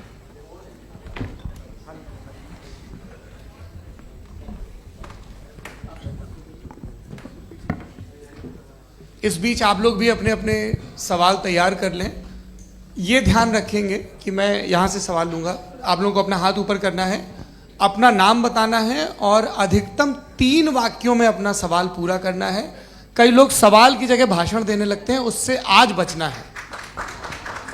जी मुफ्ती साहब, पहला सवाल आपका, 16 मिनट हैं, हम दोनों लोगों के सवाल लेंगे। जी जी बहुत शुक्रिया। आपकी जो अभी बात हुई बहुत अहम थी, मैं इसको चाहूँगा कि आगे डिस्कस करूँ, लेकिन चूँकि अभी ये वो सेगमेंट है क्रॉस एग्जामिनेशन, तो सबसे पहला सवाल आपसे ये है कि जो मैं इतनी देर से कॉन्टिंजेंसी आर्ग्यूमेंट आपको बता रहा था, ये अकल से ही बता रहा था हजरत, आप ये बताएं कि आप इन्फिनिट रिग्रेस ऑफ कॉजेस को पॉसिबल मानते हैं या नेसेसरी बीइंग के एग्जिस्टेंस को सही समझते हैं, क्योंकि दो ही ऑप्शन हो सकता है, आप ये बताएं। देखिए, आपको मैं ईमानदारी से बात करूं, एक तो मैं कॉन्टीजेंसी वर्ड ठीक से समझता नहीं, और इस वक्त भी जो आपने अंग्रेजी के अल्फाज इस्तेमाल किए वो ज़रा थोड़े से मुझे डिफ़िकल्ट और कॉम्प्लिकेटेड लगे, तो आप ज़रा सिंपल ज़बान में ये सवाल कर सकते हैं। बिल्कुल कर सकता हूँ। जी, यूनिवर्स की हर चीज कॉन्टिंजेंट होने का मतलब ये है कि वो अपने एग्जिस्टेंस में किसी के ऊपर डिपेंडेड है। जो भी चीज डिपेंडेड होगी वो चीज इंडिपेंडेंट नहीं हो सकती, तो उसका कोई ना कोई कॉज होगा। तो अब आप क्या समझते हैं कि ये इन्फिनिट रिग्रेस है, यानी कॉज पर कॉज, कॉज पर कॉज, कॉज पर कॉज, और कभी कोई यानी ये एंडलेसली चलता रहा? क्योंकि अगर ऐसा होगा तो हम तो एग्जिस्टेंस में आते ही नहीं। लॉजिकली ये मुत्तफक अलैह चीज है, मुत्तफक अलैह, अग्रीड अपॉन। ओके, इस पे हमने एग्री किया था कि मुश्किल शब्द आएगा तो अर्थ बताना पड़ेगा। तो इन्फिनिट रिग्रेस तो पॉसिबल नहीं है, तो कहीं ना कहीं आपको रुकना पड़ेगा ऐसे नेसेसरी बीइंग पर। नहीं, कोई ज़रूरत नहीं रुकने की। किसने कहा आप रुकना पड़ेगा? आप रुकते हैं खुदा पे, आप नहीं रुकते। आप कहते हैं वो हमेशा से, जब उस वक्त से है जब वक्त नहीं था। आप कहाँ रुकते हैं कि अब हुआ था वो? आप नहीं कहते। हम क्यों नहीं मान सकते कि यूनिवर्स जो है और बल्कि मल्टीवर्सेस जो है वो हमेशा से हैं, वो बनती है, सब बिगड़ती contingent है। एक हमारे यहाँ एक चीज़ है, ब्लैक होल, वो समेट लेता है वापस, फिर ब्लास्ट होता है, फिर फैल जाता है। और इसमें हमारी तो खैर कोई औकात ही नहीं है। इंसान की एक छोटे से ज़र्रे पे हम 50-60 साल की उम्र रखते हैं, जो करोड़ों अरबों साल की कायनात है उसमें, और पैदा भी नहायत ही बेहुदा वजह से हुए थे। तो इसमें ये सोचना कि इसकी वजूहात और ये क्यों है, ये डिपेंडेंट है, ये हम देख रहे हैं, क्या मालूम। आप सोचिए कि ये जो फैल रही है कायनात, ये कहाँ फैल रही है, ये कहाँ जा रही है, और ये फैल क्यों रही है? अरे बना लीजिए तुमने, रुको भैया, हाँ काफ़ी है। ये फैल क्यों रही है? ये और कौन सी कायनात जिसे मैं दूरबीन से देखता हूँ तो 2 बिलियन लाइट ईयर पे है, उससे मेरा कोई वास्ता ही नहीं है। 2 बिलियन ईयर यानी अगर मैं 80,000 माइल्स पर सेकेंड से चलूं तो 20 करोड़ साल में वहां पहुंच जाऊंगा। इसकी जरूरत क्या थी? ये दुनिया, ये कायनात तो इंसान अशरफुल मखलूकात के लिए बनाई गई ना। तो ये सब ये टर्म समझ में नहीं आया। इसमें कोई खास समझने वाली बात थी भी नहीं। ये जो अल्टीमेट कहा यह जाता है कि ये जो पूरी यूनिवर्स है, ये जो दुनिया है, ये इंसान के लिए बनाई गई। अच्छा, ये सब इंसान के लिए। क्यों साहब, सही है ना? बिल्कुल, लेकिन इसका ये मतलब नहीं कि किसी चीज के पीछे रीजन आपको नहीं पता तो रीजन नहीं है। इसे कहते हैं नहीं, from limited perspective। मुझे नहीं पता, लेकिन मेरी जिम्मेदारी नहीं है। वो बिल्कुल सही कहा था उसने, बर्टन रसल ने। आपने उसे मजाक में टाल दिया कि भाई आप एक दावा कर रहे हैं, मैं क्यों कहूं कि ये गलत है दावा? आप प्रूफ कीजिए, मेरे पे जिम्मेदारी ही नहीं है, मैंने थोड़ी कहा है। आप प्रूफ कीजिए कि ये सही है। आप आर्ग्यूमेंट ऑफ कंटिजेंसी आप का जवाब कोई ही नहीं दे सवाल रहे हैं। पूछना चाहेंगे? है? आप सवाल पूछना चाहेंगे मुफ्ती साहब से? क्योंकि ये क्रॉस एग्जामिनेशन का दौर है। आप जैसे पहले बोल रहे थे फेथ को लेके कुछ। मैं ये पूछना चाहूँगा कि खुदा ने जो भी रेवोल्यूशन किए हैं, एक मज़हब के नहीं बहुत से मज़हबों में किए हैं, अलग अलग रेवोल्यूशन है। कहीं कुछ एक बातें हैं, कॉन्ट्रडिक्शन भी है आपस में, कहीं कुछ आप कर सकते हैं, कहीं कुछ नहीं कर सकते। ऐसा नहीं है कि सबकी कोड ऑफ मॉरल एक है। तो ये किस्सा क्या है? अब आप ये देखिए कि मुझे कभी कभी लगता है कि ये जो फुटबॉल फाइनल होता है, लाखों लोग होते हैं, फिर वो टीवी कवर करती, करोड़ों लोग, अगर उसमें खुदा की एक बूमिंग आवाज़ आ जाती, मैं गॉड हूँ, तो सारे लोग अभी सुन लेते और टीवी पे भी सुन लेते, किस्सा खत्म होता। ये इतनी राजदारी क्या है कि तुम सामने कुछ तो सबूत दे दो हमें सॉलिड। ये कह साहब ये यूनिवर्स कैसे बनी, इससे मसला क्या हल होगा? मैं पूछूंगा आपसे खुदा कैसे बना? क्यों नहीं पूछूंगा कैसे बना? बल्कि वो तो कायनात से कहीं ज़्यादा इंटेलिजेंट है, कायनात से कहीं ज़्यादा कॉम्प्लेक्स। जी वो हमेशा से है। आप कहेंगे मैं मान लूँगा। अच्छा, दोयम वो कादिर मुतलक, यानी कादिर मुतलक का मतलब ओमनीपोटेंट, वो जो चाहे कर सकता है। आपको नौकरी दिलवा सकता है, आपकी अच्छी जगह शादी करवा सकता है, आपके पड़ोसी का मुकदमा हरवा सकता है, आपको जिता सकता है, सब काम करता है। थोड़ा सा माइक क्लोज जी। वो इस दुनिया को चला कैसे रहा है? ये दुनिया कैसे चल रही है? आपको इस पर हैरत नहीं होती? या क़यामत के बाद कभी एक जस्टिस होगा, जब ये बच्चा मर चुका होगा, जिसकी धज्जियाँ उड़ गई बम से, इसको इंसाफ मिलेगा तब। अच्छा, अब जवाब दूं? हाँ दीजिए। मैं वही इसीलिए आप ही की तरफ आता। सबसे पहले आपने रेवलेशन और स्क्रिप्चर्स की बात की, इस पे मैं बात कर सकता हूं लेकिन आज नहीं करूंगा चूंकि वक्त कम है, कभी और इस पे डिस्कस करेंगे। मैं तैयार हूं उस पे भी बात करने के लिए। ये क्योंकि अभी हमारा से topic- राउंड 2 की भूमिका तय हो रही है। Does God exist round 2? जी, चूंकि आज गॉड के एग्जिस्टेंस पे बात है तो मैं उसी के रिलेटेड जो है आपके सवालात को एंटरटेन भी करूंगा और मैं भी पूछूंगा। आपने कहा कि आपने साबित ही नहीं किया, जबकि आर्ग्यूमेंट ऑफ कॉन्टिंजेंसी बुनियादी आर्ग्यूमेंट है। आप मुझे कॉन्टिजेंसी का मतलब बताइए, आपका मतलब क्या है कॉन्टिजेंसी? कॉन्टिंजेंसी का मतलब यह हुआ कि हर वो वजूद जो किसी भी चीज का पाबंद है, हर वो वजूद या हर वो चीज जो अपने एग्जिस्टेंस में किसी भी चीज के पाबंद है और उससे बाउंड है, उसको उसकी जरूरत है, उस पर डिपेंड करती है, तो जाहिर सी बात है कि उसका कोई ना कोई कॉज होता है। ये तो अक्ल की बात है। ये आप रीजनिंग की बात करते हैं, मैं वही कर रहा हूं। दूसरी चीज आपने ये बात कही कि इतने बिलियन लाइट ईयर्स दूर है, उसका मेरा क्या लेना देना। फिर मेरे ख्याल से आपको ये नहीं कहना चाहिए I think therefore I am an atheist. आपको सोचना चाहिए, सिर्फ आप एक लिमिटेड दायरे में रहकर नहीं सोचें बल्कि बाहर निकलकर सोचें। आपने तीसरा सवाल किया, आपने सर, 2-3 सवाल एक साथ किए। ऐसी बातें ना कीजिए, कुछ लोगों को इतराज हो जाएगा आप पे कि आप कुछ भी सोचिए। ये इजाज़त आपको है नहीं, मुझे है।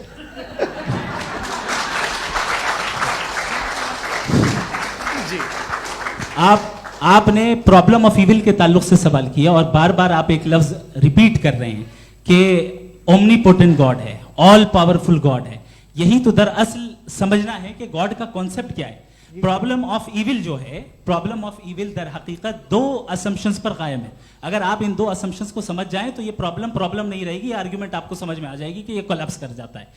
पॉइंट नंबर 1, यानी जो आपका सबसे पहला फॉल्स असम्पशन है कि गॉड मर्सीफुल है, ओमनीपोटेंट है, दुनिया में जुल्म हो रहा है। लेकिन आपको यह समझना चाहिए कि हमारे वर्ल्ड व्यू के मुताबिक गॉड सिर्फ ओमनीपोटेंट और सिर्फ मर्सीफुल नहीं है, बल्कि वो ऑल वाइज भी है और वो ऑल नोइंग भी है। उसके हर काम के पीछे हिकमत और विजडम है। ये कोई जरूरी नहीं है कि वो हिकमत और विजडम आपको समझ में आए या मुझे समझ में आए। अगर आप जो समझ रहे हैं उसके मुताबिक आप फैसला कर रहे हैं, ये लिमिटेड पर्सपेक्टिव से आर्ग्यूमेंट है। और इस चीज को हम अपनी दुनिया में, अपने लाइफ में, डेली लाइफ में इस प्रिंसिपल को एक्सेप्ट करते हैं। हम जब किसी डॉक्टर के पास जाते हैं, डॉक्टर के पास जाकर वो अगर उसने हमें कोई दवाई दी है तो हम ये तो नहीं कहते कि जब तक आपके पास जितना नॉलेज और जितना विजडम नहीं है, आपने क्यों ये दवाई दी है, तब तक हम इस चीज को एक्सेप्ट नहीं करेंगे। नहीं कहते, हम उसकी अथॉरिटी को तस्लीम करते हैं। क्यों? क्योंकि उसकी हम जानते हैं कि वो नॉलेजेबल है, वो विजडम वाला है, हमसे ज्यादा नॉलेज और हमसे ज्यादा विजडम है। बताएं सर। नहीं, डॉक्टर में और खुदा में बड़ा डिफरेंस है। डॉक्टर पढ़ा लिखा होता है एक, तो मैं उसकी बात सुनूंगा। 2 ये नहीं, कुछ जवाब तो ये भी नहीं है सर प्लीज, भी आ आप जाइए, अगर चलिए। सब ऑडियंस से बोलने लगेंगे तो हाँ। फिर मतलब नहीं सिविलाइज्ड बहस का। मतलब आप ये कहें कि चूंकि आप डॉक्टर पे बिलीव करते हैं इसलिए खुदा पे बिलीव किए, क्या ये मिसाल आपको समझाने के लिए। आर्ग्यूमेंट है, इस पे आपको एतराज नहीं है। तो सिंपल बात ये है कि मैं अगर ये यकीन कर लूँ कि एक ओमनीपोटेंट, उसकी मसलहत है, ये जो बच्चे मर रहे हैं ये मसलहत है उसकी, मुझे नहीं चाहिए इसकी मसलहत। उसकी मसलहत नहीं, यही तो समझना है। मतलब एक्सपीरियंस। अच्छा, इस आपने अभी मेरी बात पूरी सुनी नहीं। मैंने कहा आपका पूरा आर्ग्यूमेंट 2 फॉल्स असम्पशंस पर है। एक फॉल्स असम्पशन मैंने बता दिया, दूसरा फॉल्स असम्पशन ये है कि इस दुनिया में इविल के होने का कोई गुड रीजन नहीं है, जबकि हमारे पास बाज रीजंस मौजूद हैं, हमारे पास बाज वजूहात मौजूद हैं। अगर इस दुनिया में इविल ना हो तो आप गुड को डिफाइन कैसे करेंगे? अगर जुल्म ना हो आप इंसाफ को समझेंगे कैसे? अगर तारीकी ना हो तो आप लाइट को समझेंगे कैसे? बहुत अच्छे। अभी और सुन लें, अभी और बाकी है। ये तो बात बहुत पसंद आई साहब मुझे, कि जब तक रेप ना हो तब तक औरतों की इज्जत का ख्याल आपने मेरा जवाब पूरा सुना ही नहीं। जब तक के बच्चों का कत्ल ना किया जाए तब तक आपको बच्चों की मासूमियत की इज्जत। आपने पूरा जवाब सुना ही नहीं। क्या बात है, क्या आपने नुक्ता निकाला? आपने पूरा जवाब सुना ही नहीं। आप सुन लें, मेरी बात सुन लें। ये मैंने आपको एक चीज बताई। दूसरी चीज, इस दुनिया में हम आए हैं टेस्ट के लिए, हमारा टेस्ट हो रहा है और हर इंसान का अलग अलग अंदाज में टेस्ट होता है। और इस दुनिया में अगर इविल मौजूद है तो वो इविल जरिया है हमारे अंदर ह्यूमन नोबल क्वालिटीज को डेवलप करने का और अलग अलग फील्ड में प्रोग्रेस करने का। और अगर हमारे अंदर और इस दुनिया में इविल नहीं होता, तो बताइए टेस्ट का मतलब क्या होता? अगर मैं अपने स्टूडेंट को एमसीक्यूज दूं और उसमें सिर्फ राइट आंसर लिख कर दे दूं और कहूं तुम्हारा टेस्ट हो गया, ये मीनिंगलेस है। इस दुनिया में अगर हम टेस्ट के लिए आए हैं तो जाहिर है गुड एंड इविल दोनों मौजूद है। तो अगर गुड एंड इविल दोनों मौजूद है तो ये इविल भी खुदा का बनाया हुआ है। जी हाँ, खुदा का बनाया हुआ है, लेकिन अच्छा चलो अच्छी बात। जी बिल्कुल, तो बिल्कुल मतलब खुदा ने बनाया। अभी तो ये है कि जो मेजॉरिटी है दुनिया में वो इविल है, तो ये खुदा एक्चुअली इविल के साइड पे लग रहा है मुझे। बिल्कुल भी नहीं, मैं बताता हूं। मेजॉरिटी में तो वो है। क्या बात कर रहे हैं भाई आप? मैं बहुत- कोई भी जो मुंसिफ होगा, चाहे आपका अपना घर हो जिसके आप सबसे बड़े हैं, चाहे आपकी ऑर्गेनाइजेशन हो जो आप चलाते हैं, वहां पर आप इविल रखेंगे साबित करने को कि बाकी लोग शरीफ हैं। मेरी बात सुन क्या लें। ये आर्ग्यूमेंट ही गलत है? अगर- कि जब तक के कोई इविल नहीं होगा तब तक के शरीफ आदमी शरीफ नहीं लगेगा। अगर एग्जामिनर गलत ऑप्शन दे रहा है तो एग्जामिनर इविल नहीं हो गया, जो गलत ऑप्शन को सेलेक्ट कर रहा है वो फेल होगा।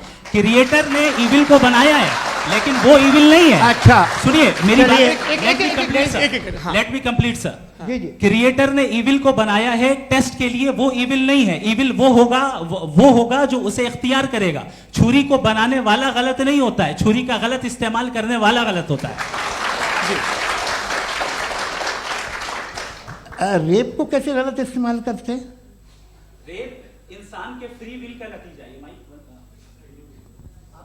ये रेप कैसे गलत इस्तेमाल होता है? ये मुझे अब सुन ले, अब सुन ले। गलत इस्तेमाल होता हाँ मैं बता रहा हूँ रेप कैसे गलत ना, मैं बता रहा हूँ जी। कि जो इविल इस दुनिया में मौजूद है उसके कई सारे तरीके हैं। एक तरीका इंसान का अपना फ्री विल है। अब अगर कोई रेपिस्ट रेप कर रहा है तो इसका गॉड का कसूर नहीं है, वो अपने फ्री विल का गलत इस्तेमाल कर रहा है, उसको सजा मिलनी चाहिए। अच्छा। और उसी के लिए जहन्नम बनाई गई है। ये फ्री विल का भी बड़ा चक्कर। आप जब कोई बुरा काम करते हैं या कोई बुराई होती है तो ये कहा जाता है कि ये फ्री विल है। 7 billion free wills are moving on this planet. 7 billion free will. और एक आदमी अपनी फ्री विल से मुझे कत्ल कर दे तो मैं खुदा की मर्जी से मरा हूं कि इसकी फ्री विल की वजह से? मेरी मौत खुदा के हाथ है या ये फ्री विल वाले के हाथ है? खुदा ने फ्री विल का निजाम बनाया है और उस निजाम का गलत इस्तेमाल करके कोई आपको मार रहा है, इस्तेमाल करके मेरा कत्ल कर देता है। अब मेरी मौत का जिम्मेदार कौन है? वो इंसान जिम्मेदार है। वो इंसान। जी। तो ये कहना कि और उसको खुदा ही उसको जिंदगी उसको सजा का- मिलेगी। तो अब आप आगे चलिए कि ये तय करना कि अल्लाह ही या खुदा, सॉरी अल्लाह नहीं, खुदा ही जिंदगी देता है, खुदा ही मौत देता है, ये गलत है। बिल्कुल गलत नहीं है। हाँ नहीं, निजाम उसी ने बनाया फ्री विल का। निजाम मौत और हयात का उसी ने बनाया। You are contradicting yourself. अभी आपने कहा कि एक आदमी ने फ्री विल से आपको मार दिया, इसमें उसे फ्री विल दी गई थी, उसने गलत इस्तेमाल किया।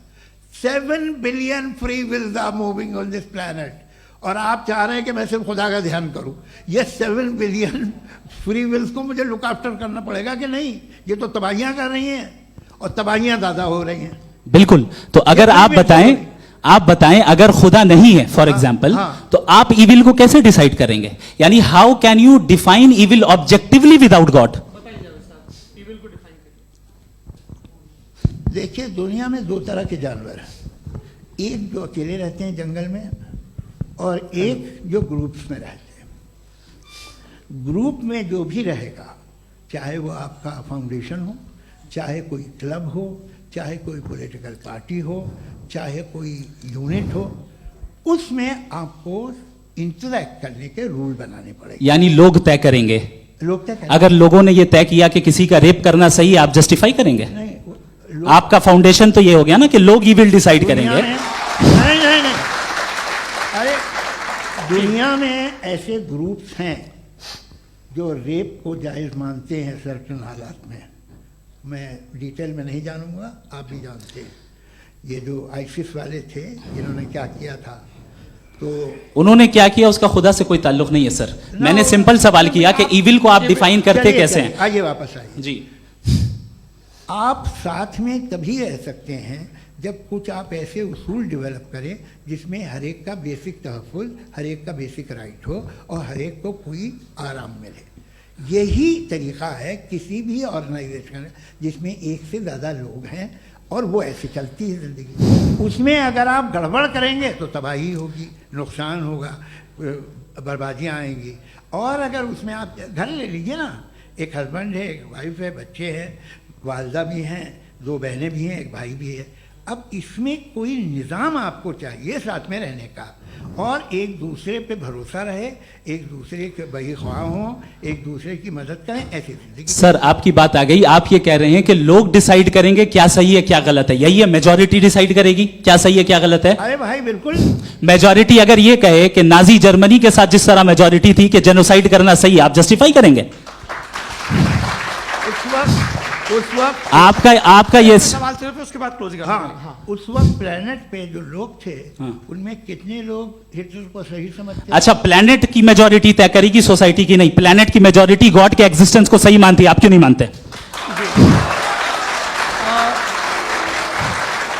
ये हेलो ये क्रॉस क्वेश्चन का राउंड यहाँ पर समाप्त होता है, और ये बड़ा अच्छा है कि इस तरह से फ्रेगमेंट कर दिया गया है ताकि जो मरकरी ऊपर जा रहा है नीचे जवाब आ दे जाए। दूं। जी, प्लेनेट की ज़्यादातर मेजॉरिटी कुछ दूसरे मजहबों के खुदा को मानती है।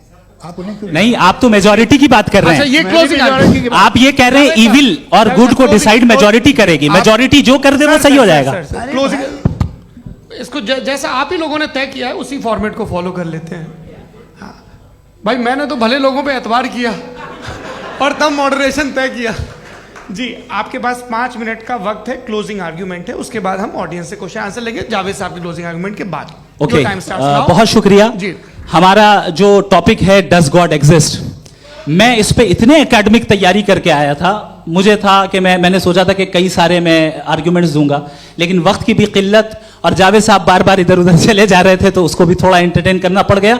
डज गॉड एग्जिस्ट पे मैं एक ही आर्ग्यूमेंट दे पाया, आर्ग्यूमेंट्स बहुत हैं और डेफिनेटिव आर्ग्यूमेंट्स हैं, और मेरे आर्ग्यूमेंट को किसी एक राउंड में भी इन्होंने एंटरटेन नहीं किया और रेफ्यूट नहीं किया, एक राउंड में भी नहीं, एक राउंड में भी नहीं। कौन सा? और ना ही अभी आपका क्लोजिंग आर्ग्यूमेंट आएगा नहीं, वो उसमें। बता देना। Argument of contingency sir. अरे मैं आपसे कई बार कह चुका हूँ कंटीजेंसी का मतलब अब मैं कैसे समझाऊं Please, आपको, please, और आपस में, हाँ, आप और please, कितने please, आसानी से समझाऊं मैं, मुझे तो नहीं समझ में आ रहा है बस। आप अपनी- sir, argument sir, of contingency Urdu में बोल सकते हैं।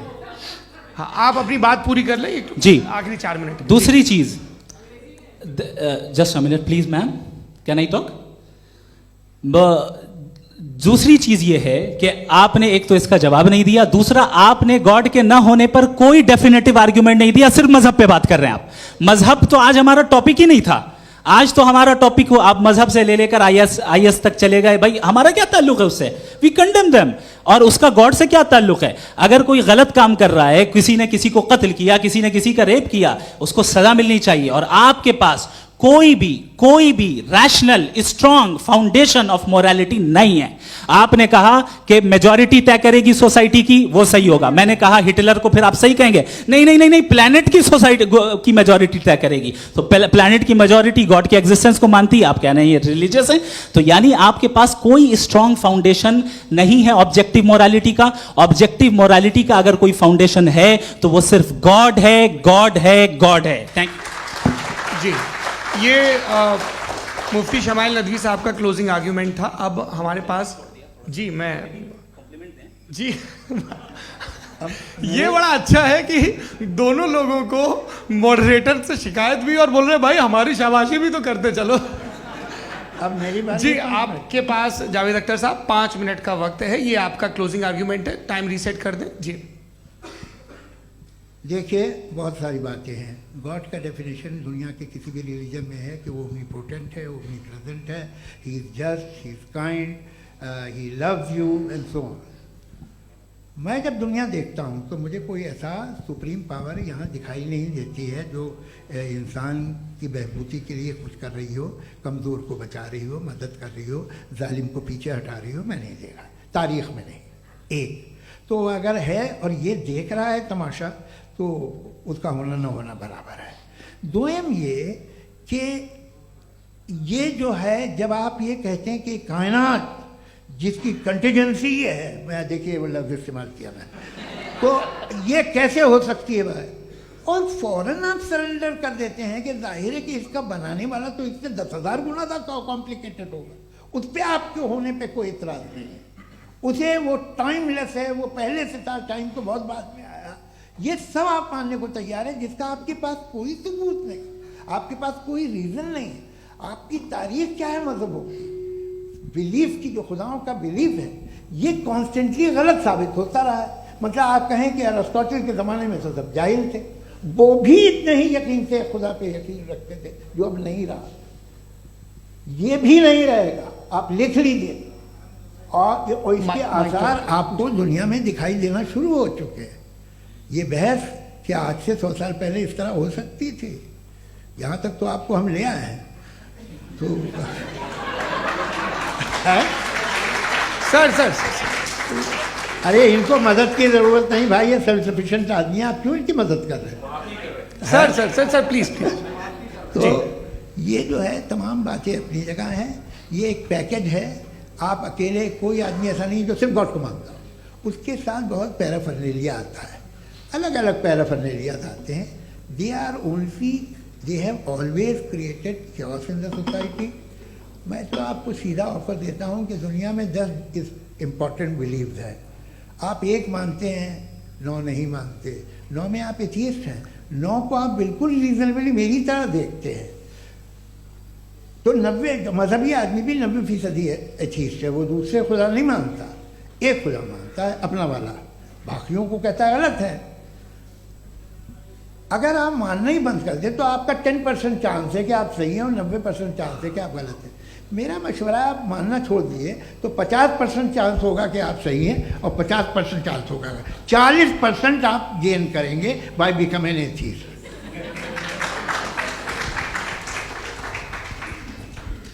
ये एक फरसूदा ख्याल है, ये ख़त्म हो रहा है। हो सकता है मेरी ज़िंदगी में ना हो, लेकिन ये हो जाएगा। जो बातें ये इनको आप मेटाफिज़िकल ये वो ऐसे रिस्पेक्टेबल टर्म दे दिए, ये तो उन लोग के हैं जिन्हें ना फिज़िक्स मालूम थी ना मेटा मालूम था, ये उन्होंने आपको दिए हैं।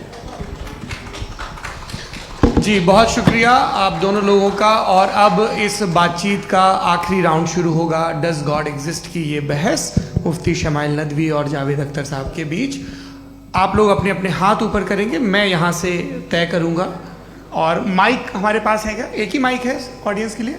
2 माइक है, एक इस तरफ एक इस तरफ, ठीक है। तो जी सबसे पहले हमारी सहयोगी है मारिया शकील जी, पूछिए सवाल। थोड़ा सा रुकेंगे ताकि कैमरे का फ्रेम आप पर आ जाए, आपकी तो प्रैक्टिस है टीवी की। जी नदवी साहब, मैं खुदा को मानती हूँ, पहले मैं इसी प्रमाइस से शुरू कर रही हूँ और ये बता रही हूँ आपको, मैं मानती हूँ। लेकिन कुछ सवाल हैं जो जावेद साहब ने उठाया, उसका जवाब आपको देना चाहिए।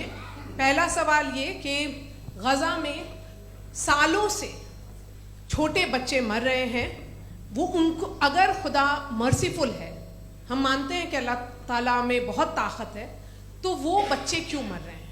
दूसरी बात ये कि अगर कंटिजेंसी की जो आप बात करते हैं, पूरे मुस्लिम ममालिक मिल करके भी उन गज़ा के बच्चों को क्यों नहीं बचा पा रहे हैं? क्योंकि अगर वो चाहते, क्योंकि अल्लाह ताला उन पर हुकूमत करते हैं, सब पर हुकूमत करते हैं, तो वो उनको क्यों नहीं बचा? जी थैंक यू वेरी मच।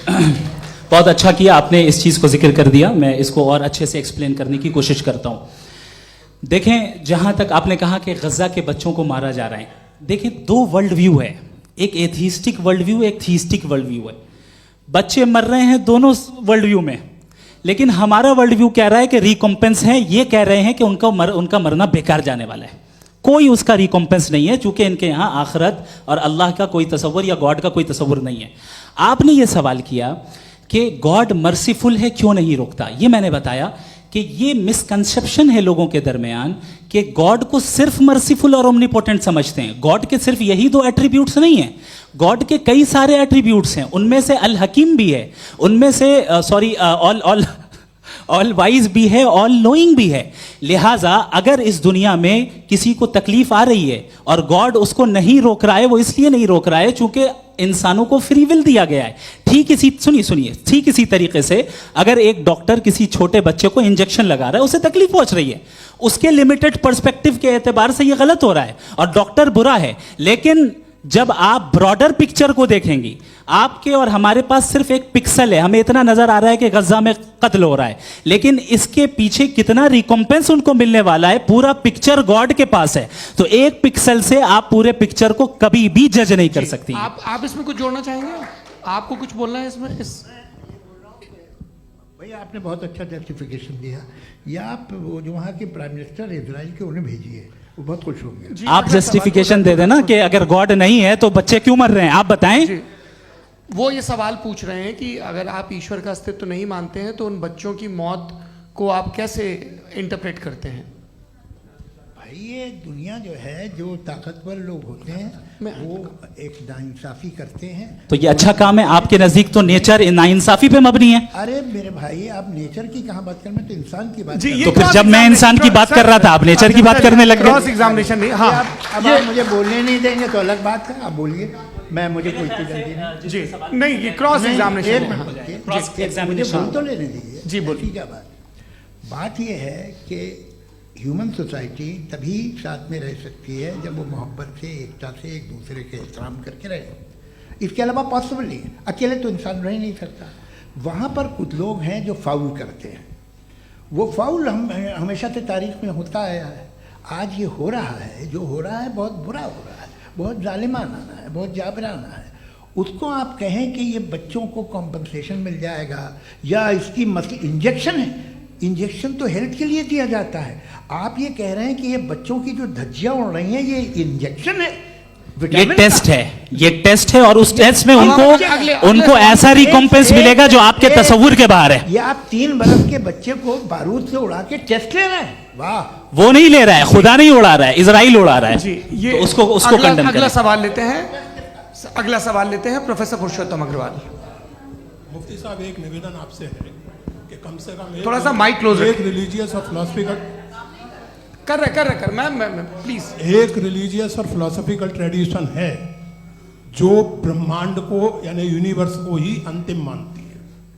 सर्वम खलु इदम ब्रह्मम, this is Chandogya Upanishad, and it completely rules out the existence और नेसेसिटी, आपके शब्दों में नेसेसिटी ऑफ अ क्रिएटर।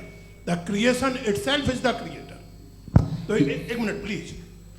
दूसरा जो सवाल आपने अभी, जो आप बार बार कह रहे हैं कि भगवान विद्वान भी है, वाइज, सब जानने वाला, तो अगर विजडम में दुनिया भर के पापों और अत्याचारों को बर्दाश्त करना शामिल है, तो फिर इसका मतलब ये हुआ कि अगर मैं फ्री विल से उसको अपोज करता हूं तो ईश्वर की विजडम और मेरी फ्री विल में कॉन्ट्राडिक्शन है। Because when I am opposing whatever is happening in Gaza, then I am opposing the God's will और गॉड्स विजडम। जवाब लेते हैं क्योंकि तो गॉड की विजडम में, एक मिनट सौरभ प्लीज सर, ये एक जुमला, गॉड की विजडम है कि गाजा में जो कुछ हो रहा है वो हो रहा है, मैं उसको अपोज कर रहा हूं, तो मैं गॉड की विजडम के खिलाफ जा रहा हूं। एक सवाल। दूसरा ये नहीं, आपने 2 ऑलरेडी। सर आप और सवाल कर लें, लेकिन मुझे 2 जवाब दे सर, दें। सर, पहले आपने ये सर, कहा, सर, सुनिए मेरी बात सुनिए। भाई, इजराइल के गॉड के मुताबिक तुम्हारा ठीक हो रहा है ना? प्रोफेसर, नहीं हो रहा है, ठीक नहीं हो रहा है, मैं बता रहा हूं क्या हो रहा है। आप तशरीफ रखें, मैं बता रहा हूं क्या हो रहा है। Let me complete please. एक सेकंड गाइस, एक सेकंड। ये देखिए, ऐसा है कि ये सब बड़ा आपस में विचार विमर्श के बाद ये तय हुआ था कि कुछ नियम बना लिए जाएं ताकि एक टाइम बाउंड बातचीत चले। और भाई साहब, आप बड़ा जरूरी काम कर रहे हैं लेकिन कैमरे के फ्रेम में आके उस काम को गड़बड़ कर दे रहे हैं। ठीक है गुरु, अब मेरे को कहीं का गुस्सा कहीं निकालना था, सॉरी। नहीं, कोई गुस्सा नहीं है जी। तो प्रोफेसर ने सवाल पूछे, आप उनके जवाब दें, और थोड़ा ये सब लोग थोड़ा ख्याल रखें भाई, सवाल संक्षिप्त रखें जी। आपने 2 सवाल किया। सबसे पहला ये कहा कि हमारे पास ये कॉन्सेप्ट है कि ये यूनिवर्स खुद नेसेसरी बीइंग है, creation itself is the creator.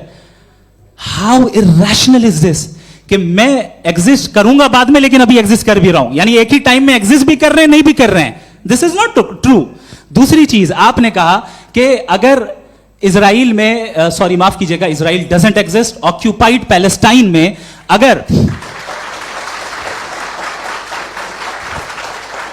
अगर ऑक्यूपाइड पैलेस्टाइन में बच्चों को मारा जा रहा है फ्री विल की वजह से और गॉड नहीं रोक रहा, ये कॉन्ट्रडिक्शन है। ये बताइए कि एक एग्जाम में एक बच्चा गलत आंसर लिख रहा है, सुनिए, एग्जामिनर चाहे तो रोक सकता है, क्यों नहीं रोक रहा है?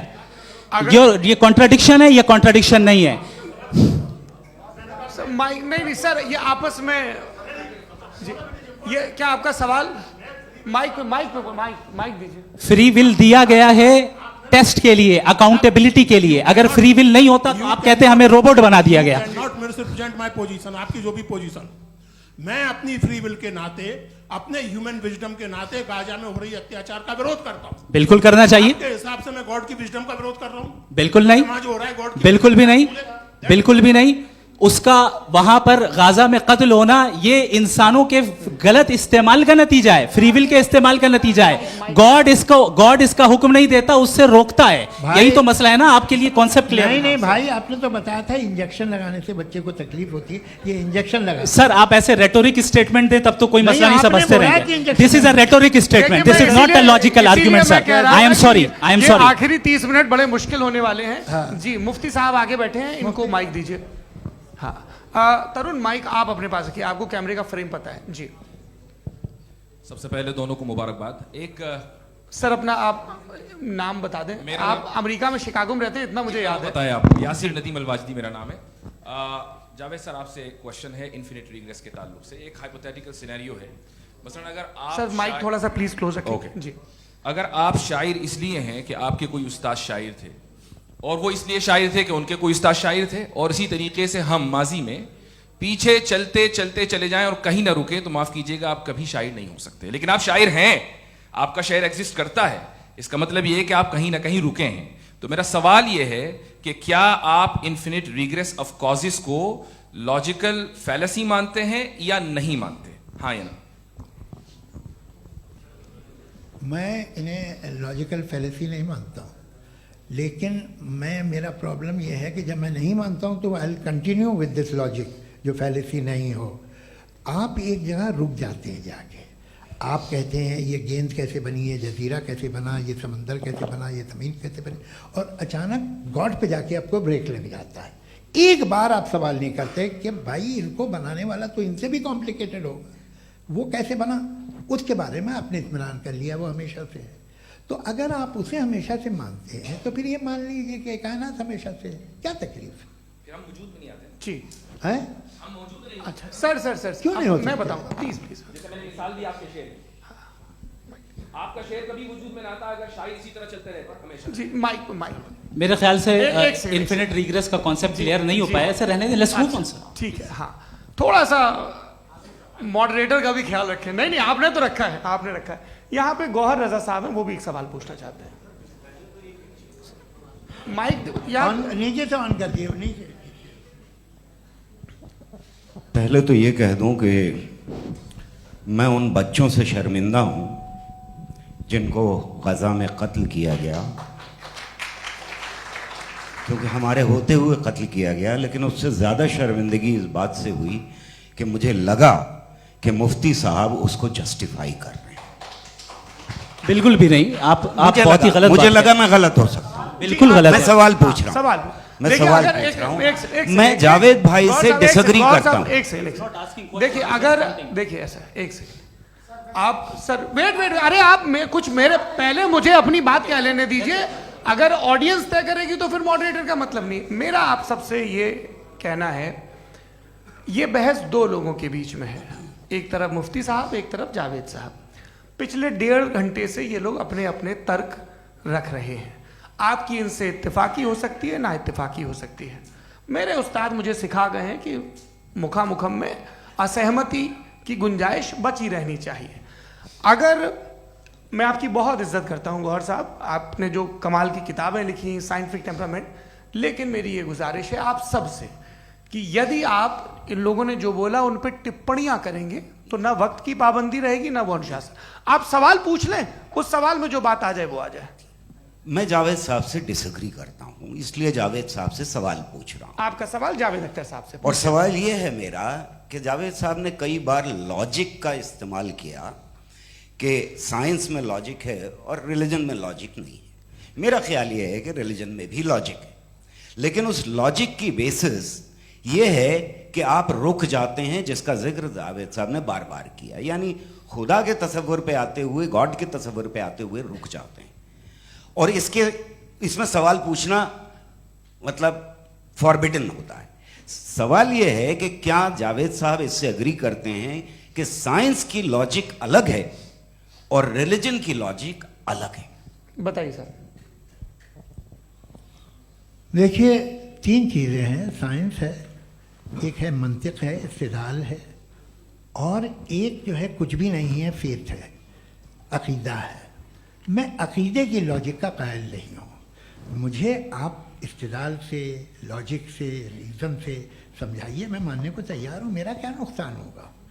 लेकिन ये कि अकीदे पे मैं नहीं जा सकता हूँ। अकीदे का मतलब है कि तुम ये मान लो, सवाल ना करो, ये नहीं। आप सारी बातें करके, बड़ी साइंटिफिक बातें करके एक जगह जाके खुदा के हुदूद पे रुक जाते हैं, सरेंडर कर देते हैं। मैं सरेंडर करने को तैयार नहीं। That's all. जी, ये आगे सर बैठे हुए हैं, इनको माइक दीजिए। भाई वो आप पूछना चाह रहे थे ना भाई? हाँ, नहीं मैं ये थैंक यू जी, आपका नाम? आसिम इफ्तिखार। आसिम जी, पूछिए। सर, जावेद सर से सवाल है कि आपने अपने क्लोजिंग माइक थोड़ा करीब है। अपने क्लोजिंग स्टेटमेंट में ये बात कही थी कि मज़हब का जो फ्यूचर है वो ज़्यादा दिन नहीं जाने वाला है, लेकिन मैं देख पा रहा हूँ कि जो ऑक्सफोर्ड यूनिवर्सिटी की एक स्टडी है 2011 में हुई है, जिसके 50 एकेडमिशियंस ने इसको अंजाम दिया था, उसमें वो ये कहते हैं कि जो फेथ इन गॉड है वो इनबिल्ट है ह्यूमन नेचर के अंदर, जिसको हम कहते हैं फितरत के अंदर शामिल है वो।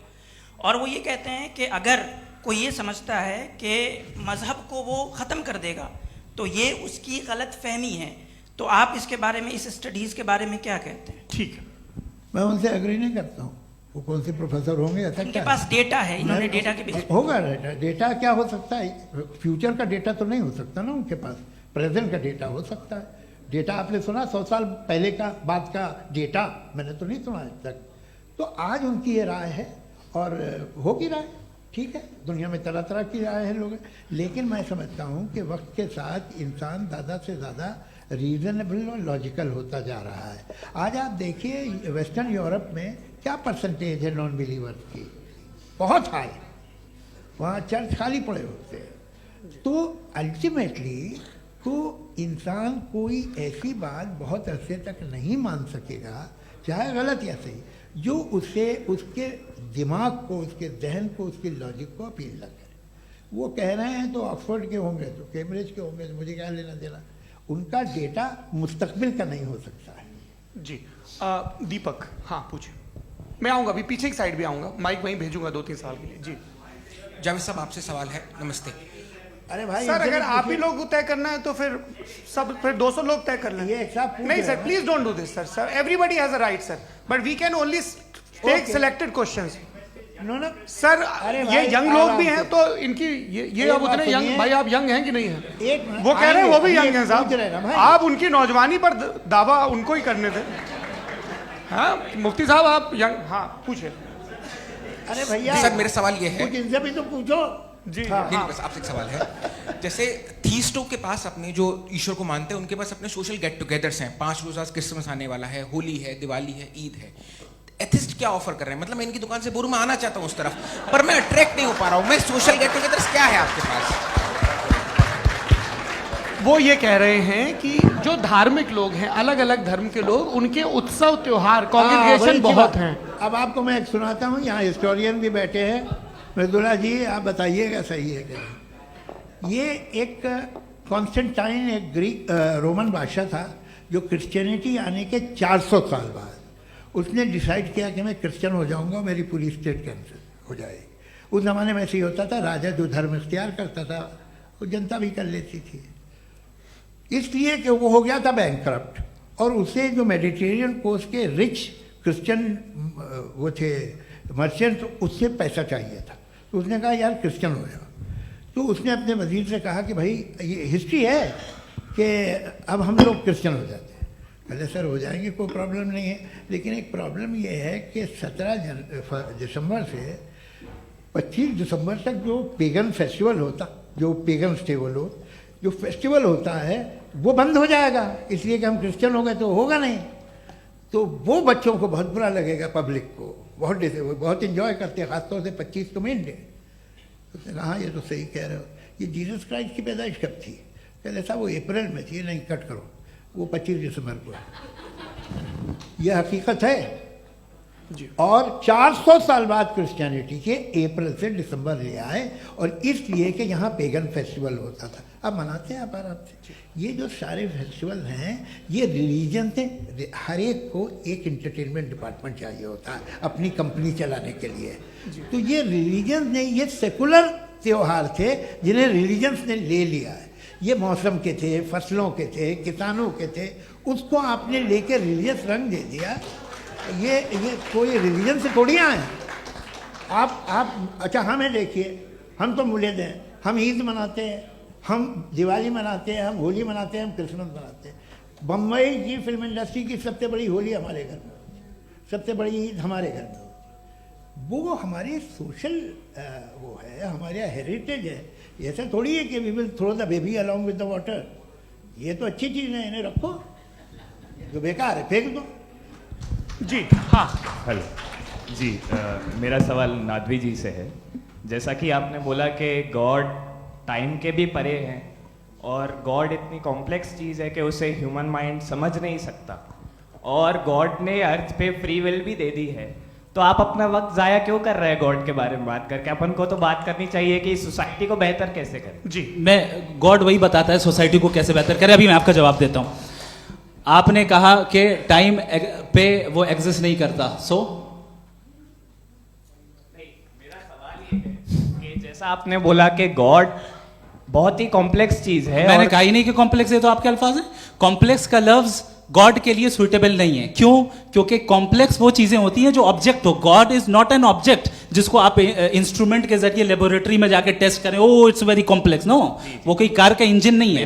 वो फिलोसॉफिकली नेसेसरी बीइंग ऐसी बीइंग है जो सिंपल बीइंग है। हाँ, आप उसको मुकम्मल तौर पे उसकी तमाम हिकमतों को जान ले और हर चीज को जान ले, ये पॉसिबल नहीं है, क्योंकि वो ऑल वाइज है, आप ऑल वाइज नहीं है, और वो खुदा है, वो आपको सारी चीजें बता दे, ये जरूरी नहीं। मेरा सवाल ये नहीं था, मेरा सवाल ये था कि जब गॉड इतना परे है इस दुनिया से कि उसने अर्थ पे फ्री विल भी दी है, हम सब ह्यूमंस की फ्री विल है, और जो सोसाइटी में हो रहा है वो अपन लोग डिसाइड करेंगे, तो अपन लोग डिसाइड नहीं करेंगे ना, अपन लोग डिसाइड नहीं करेंगे। गॉड जो है, गॉड ने वो उसकी जात, उसकी एग्जिस्टेंस टाइम एंड स्पेस से परे है, लेकिन वो हमारा टेस्ट ले रहा है, और उसी गॉड ने हमें बताया कि तुम्हें क्या करना है क्या नहीं करना है, तो जाहिर है उस गॉड की बात सुनेंगे ना हम। वो पीछे एक चश्मा लगाया जो मैम खड़ी हैं, उनको दीजिए। हाँ आप जी जी बिल्कुल आएंगे। देखिए मैं कोशिश कर रहा हूँ सब तरफ जाने की। हाँ उनको दीजिए माइक जी। हेलो सर, मैं ओमनी प्रेजेंट नहीं हूँ, टाइम पाबंद हूँ, और जहां तक कोशिश कर सकता हूँ करूंगा। जी अपना नाम बताइए। मेरा नाम उर्सुला है, मैं दिल्ली यूनिवर्सिटी की एक स्टूडेंट हूँ, और मैं स्टूडेंट फेडरेशन ऑफ इंडिया से हूँ। मेरा सवाल मुफ्ती जी से है कि इस हॉल के इस कमरे में बैठ के हम लोग रेप की मोरालिटी के बारे में फिलोसफिकली बात तो कर सकते हैं, बट असलियत ये है कि रोज़मर्रा की ज़िंदगी में औरतें रेप के थ्रू गुजरती हैं, और हम लोग सिर्फ नंबर्स पे इस तरह नहीं देख सकते, क्योंकि कितनी औरतें हैं इन कंट्रीज़ में जहाँ पे आप बता रहे हैं कि केसेस कम हैं, जिनका एक्सेस है कि वो जाके केस फाइल कर सकें। कितनी औरतें हैं जो जिनको काम करने की आज़ादी है उन कंट्रीज़ में। यूरोप में ये आज़ादी आ गई, यूरोप में ये रूल्स आ गए, तो हम आज उसके बारे में बात कर पा रहे हैं। जी जवाब। आपने ये कहा कि कमरे में बंद होकर हम लोग इस पर फिलोसफिकली बात कर सकते हैं, लेकिन हकीकत में क्या हो रहा है, वो ग्राउंड लेवल पे क्या हो रहा है जो बहुत गलत हो रहा है, और वो सफ़र कर रही हैं। आई अग्री, बहुत गलत हो रहा है, और जो गलत हो रहा है उसको हमें रोकना है। और क्यों रोकना है, वो गलत क्यों है? हमारे पास इसका ऑब्जेक्टिव फाउंडेशन है, इनके पास उसका ऑब्जेक्टिव फाउंडेशन नहीं है। मैं ये कहना चाह रहा हूं कि जहां पे भी जुल्म हो रहा है, जहां पे भी औरत पे जुल्म हो रहा है, या उसकी इज्जत लूटी जा रही है, या उसे तकलीफ पहुंचाई जा रही है, और सिर्फ औरत नहीं, किसी इंसान के ऊपर भी जुल्म हो रहा है, तो उसके खिलाफ खड़ा होना, ये मॉरलिटी हमारे पास गॉड के पास से आई है। वरना जावेद साहब तो कह रहे हैं कि जो है मेजॉरिटी डिसाइड करेगी, तो मेजॉरिटी तो कभी भी बदल सकती है। क्या आप ये थोड़ी सी आपको गलतफहमी है। मैं अगर मेरे जुमले से ये मदना निकला या मैंने कहा, तो ये जुमला मैं वापस लेता हूँ। ये मेरा मतलब ही नहीं था कि मेजॉरिटी डिसाइड करेगी। मेजॉरिटी डिसाइड करे तो दुनिया में बड़ी, वैसे आपने कहा था ये जुमला। अच्छा हो सकता है, मैं मान रहा हूँ, बाद में रिकैप कर लेंगे। अरे एक सेकंड, मैं अपनी एक्सप्लेनेशन देता हूँ। मुनासिब बात यह है कि हम सब के सब दिल में जानते हैं कि क्या अच्छा है क्या बुरा है, हमें पता है अच्छी तरह से। जो लोग बुरे काम करते हैं उन्हें भी मालूम अच्छा क्या है।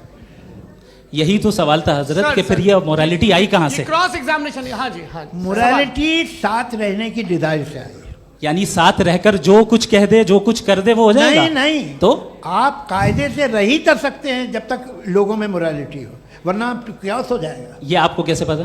जी हमने देखा ना, जहाँ मोरालिटी का क्यास हो गया, हम देखते हैं। कहाँ पे देखते भाई हैं? दुनिया में आप जो कह रहे हैं, आप एक कहीं पे अगर गलत हो रहा है इस बहस तो के उसको बाद आप मैं गलत देखिए। आप एपिस्टेमोलॉजी की बात कर रहे हैं, मैं ऑन्टोलॉजी की बात कर रहा हूँ। मैं इस बहस फाउंडेशन के बाद क्या आप दोनों लोगों को चाय पे फाउंडेशन होस्ट करूंगा, वहां पे क्रॉस एग्जामिनेशन कर लीजिएगा। अभी ऑडियंस का हक मार रहे हैं आप लोग भाई, सर जस्ट लोग हैं आप लोग। और ये भाई ये हाँ बच्चे उधर आएंगे, उधर इनको आएंगे। जी सर आएंगे। अच्छा सर मेरा नाम लईकुर रहमान है और मैं अलीगढ़ मुस्लिम यूनिवर्सिटी का स्टूडेंट हूँ। और जहाँ तक मुझे पता है कि sir you are also product of Aligarh Muslim University. मैं भी उसी चमन का बुलबुल। हाँ सर, तो बहुत खुशी हुई मुझे जान करके कि मैं आपसे मिलूंगा। सवाल सर मेरा सवाल यह है, सर सैयद अलैहिर्रहमा का नज़रिया ये था कि खुदा के वजूद को अक़ल के दायरे में रह कर के तलाश करना, न कि पूरी तौर से उसका इनकार कर देना। Sir how will you define it? नहीं तो ये तो आप इन्हें बताइए। ये सवाल आपसे आपसे खुदा का वजूद साबित कर रहे हैं तो सर आपने इनकार कर रखा है, इस वजह से मेरा क्वेश्चन उन्होंने यही एक सेकंड सर सैयद ने यही कहा ना कि अक्ल से आप खुदा के वजूद को साबित नहीं कर सकते, यही कहा ना भाई। वो उन्होंने कहा कर सकते हैं और वो कर दिया गया आज। वो फोन दो। तलाश करना या साबित करना अक्ल से नहीं हो सकता। अरे सवाल तो सुन लीजिए जी। अक्ल से नहीं हो सकता है, यही कहा ना आपने। अक्ल से हो सकता है। अरे वो यही कह रहे हैं भाई, आप बता रहे हो सकता है, वो तो कुछ और। आप अगर सर देखो नौजवान फोन ले लो, वो इतनी कमाल की यूनिवर्सिटी है। अरे भाई दे दो जरा, एक मिनट दे दो भाई, मेरी बात सुनो, माइक पे बोलो ताकि जो लाखों लोग देख रहे हैं। माइक दे दो ना। अरे देंगे ना माइक, तुम ठहरो तो।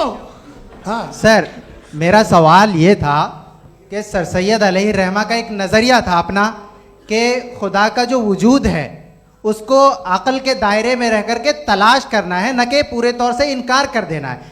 ये उनका कॉन्सेप्ट था। लेकिन मेरा सवाल ये है कि आप इसको कैसे डिफाइन करते हैं, एक्सप्लेन कैसे करेंगे, मैं आपसे जानना चाहता हूँ। चूंकि you are the product of Aligarh Muslim University. मुझे अक़ल के दायरे में रख के मैंने बहुत तलाश की, मुझे मिला नहीं। हाँ ये इधर वो चश्मा लगाए जो, हाँ उनको दे दीजिए।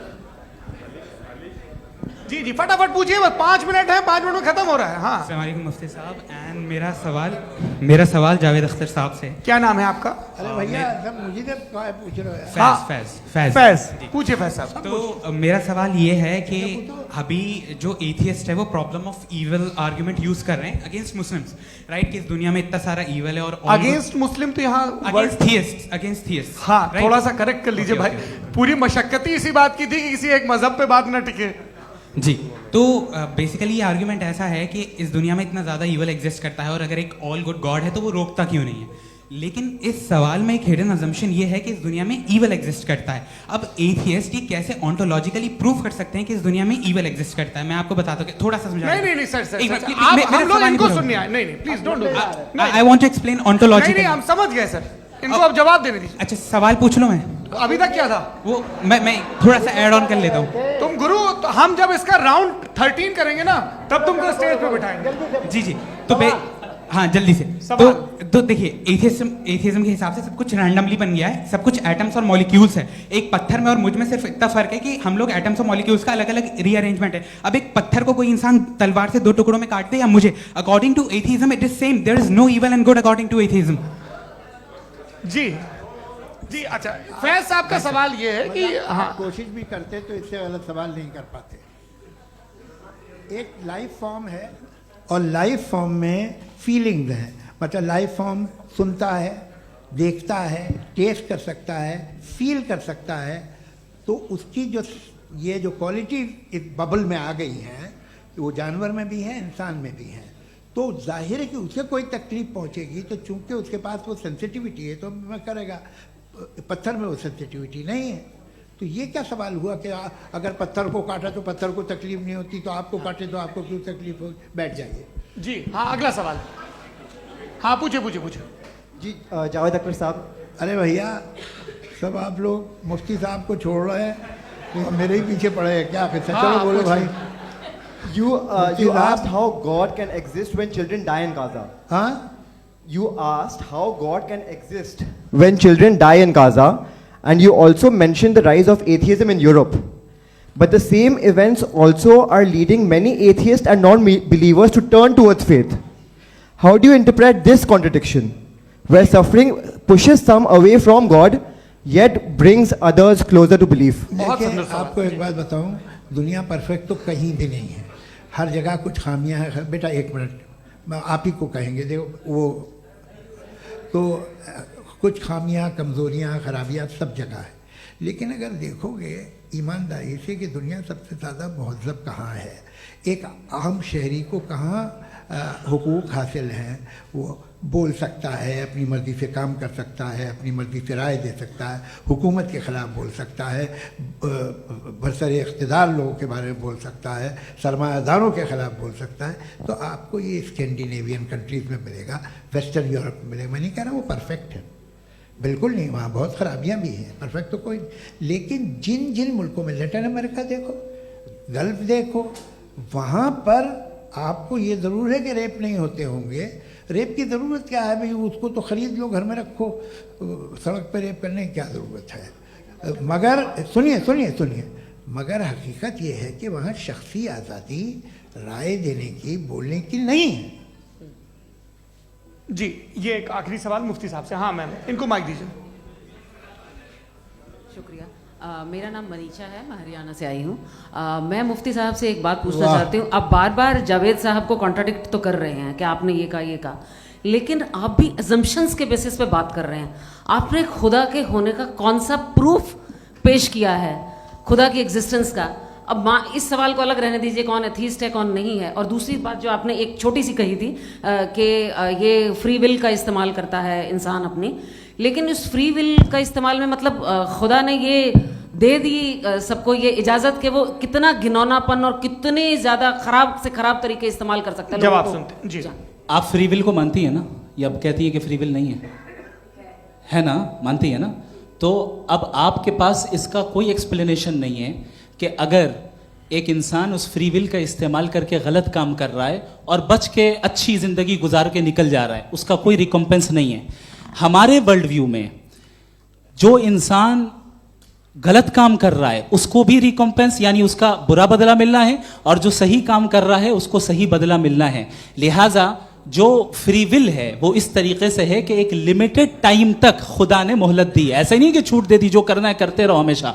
वक्त आएगा जब एग्जाम का टाइम खत्म होगा तब रिजल्ट आएगा, दौराने एग्जाम जबरदस्ती आपको नहीं बताया जाएगा। अरे भाई एक सेकंड, जी सवाल मुफ्ती साहब से मेरा, मुफ्ती साहब से, रुक जाइए, आपसे फोन, आप इसके बाद आपसे यही रहेंगे वो। हाँ बोलिए। मैं मुफ्ती साहब एक ही सवाल करता हूँ कि अगर जो हो रहा है फ्री विल से हो रहा है और एक दिन बरोज़ क़यामत इंसाफ होगा मैशर में वगैरह वगैरह, तो दुआ क्यों मांगते हैं लोग?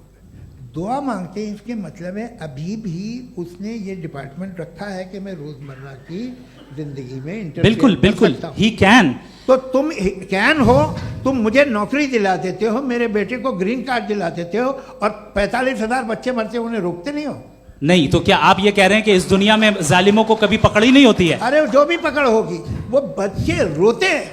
बिल्कुल, देखिए मैंने अपने ओपनिंग स्टेटमेंट में यही कहा था कि जनाब जावेद साहब सिर्फ इमोशनल आर्गुमेंट देंगे। This is an emotional argument. ये छोटे मोटे इसके पीछे का रीजन मैंने बताया क्या है, इसके पीछे का रीजन क्या है मैंने बताया। मंच से आप लोगों को सज्जनों इसलिए कह रहा हूं ताकि थोड़ा सा आपके कॉन्शियंस पे जोर रहे कि आपको ऑर्डर बचा के रखना है।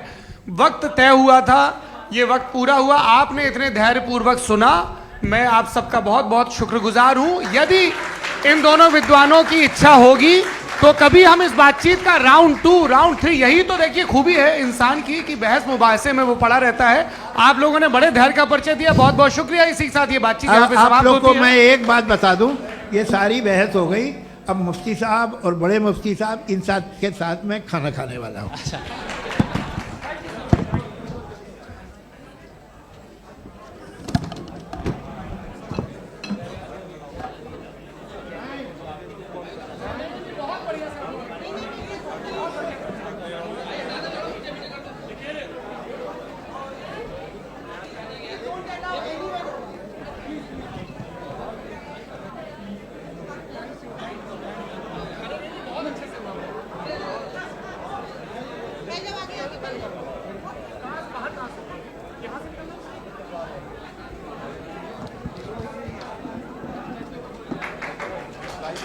हैं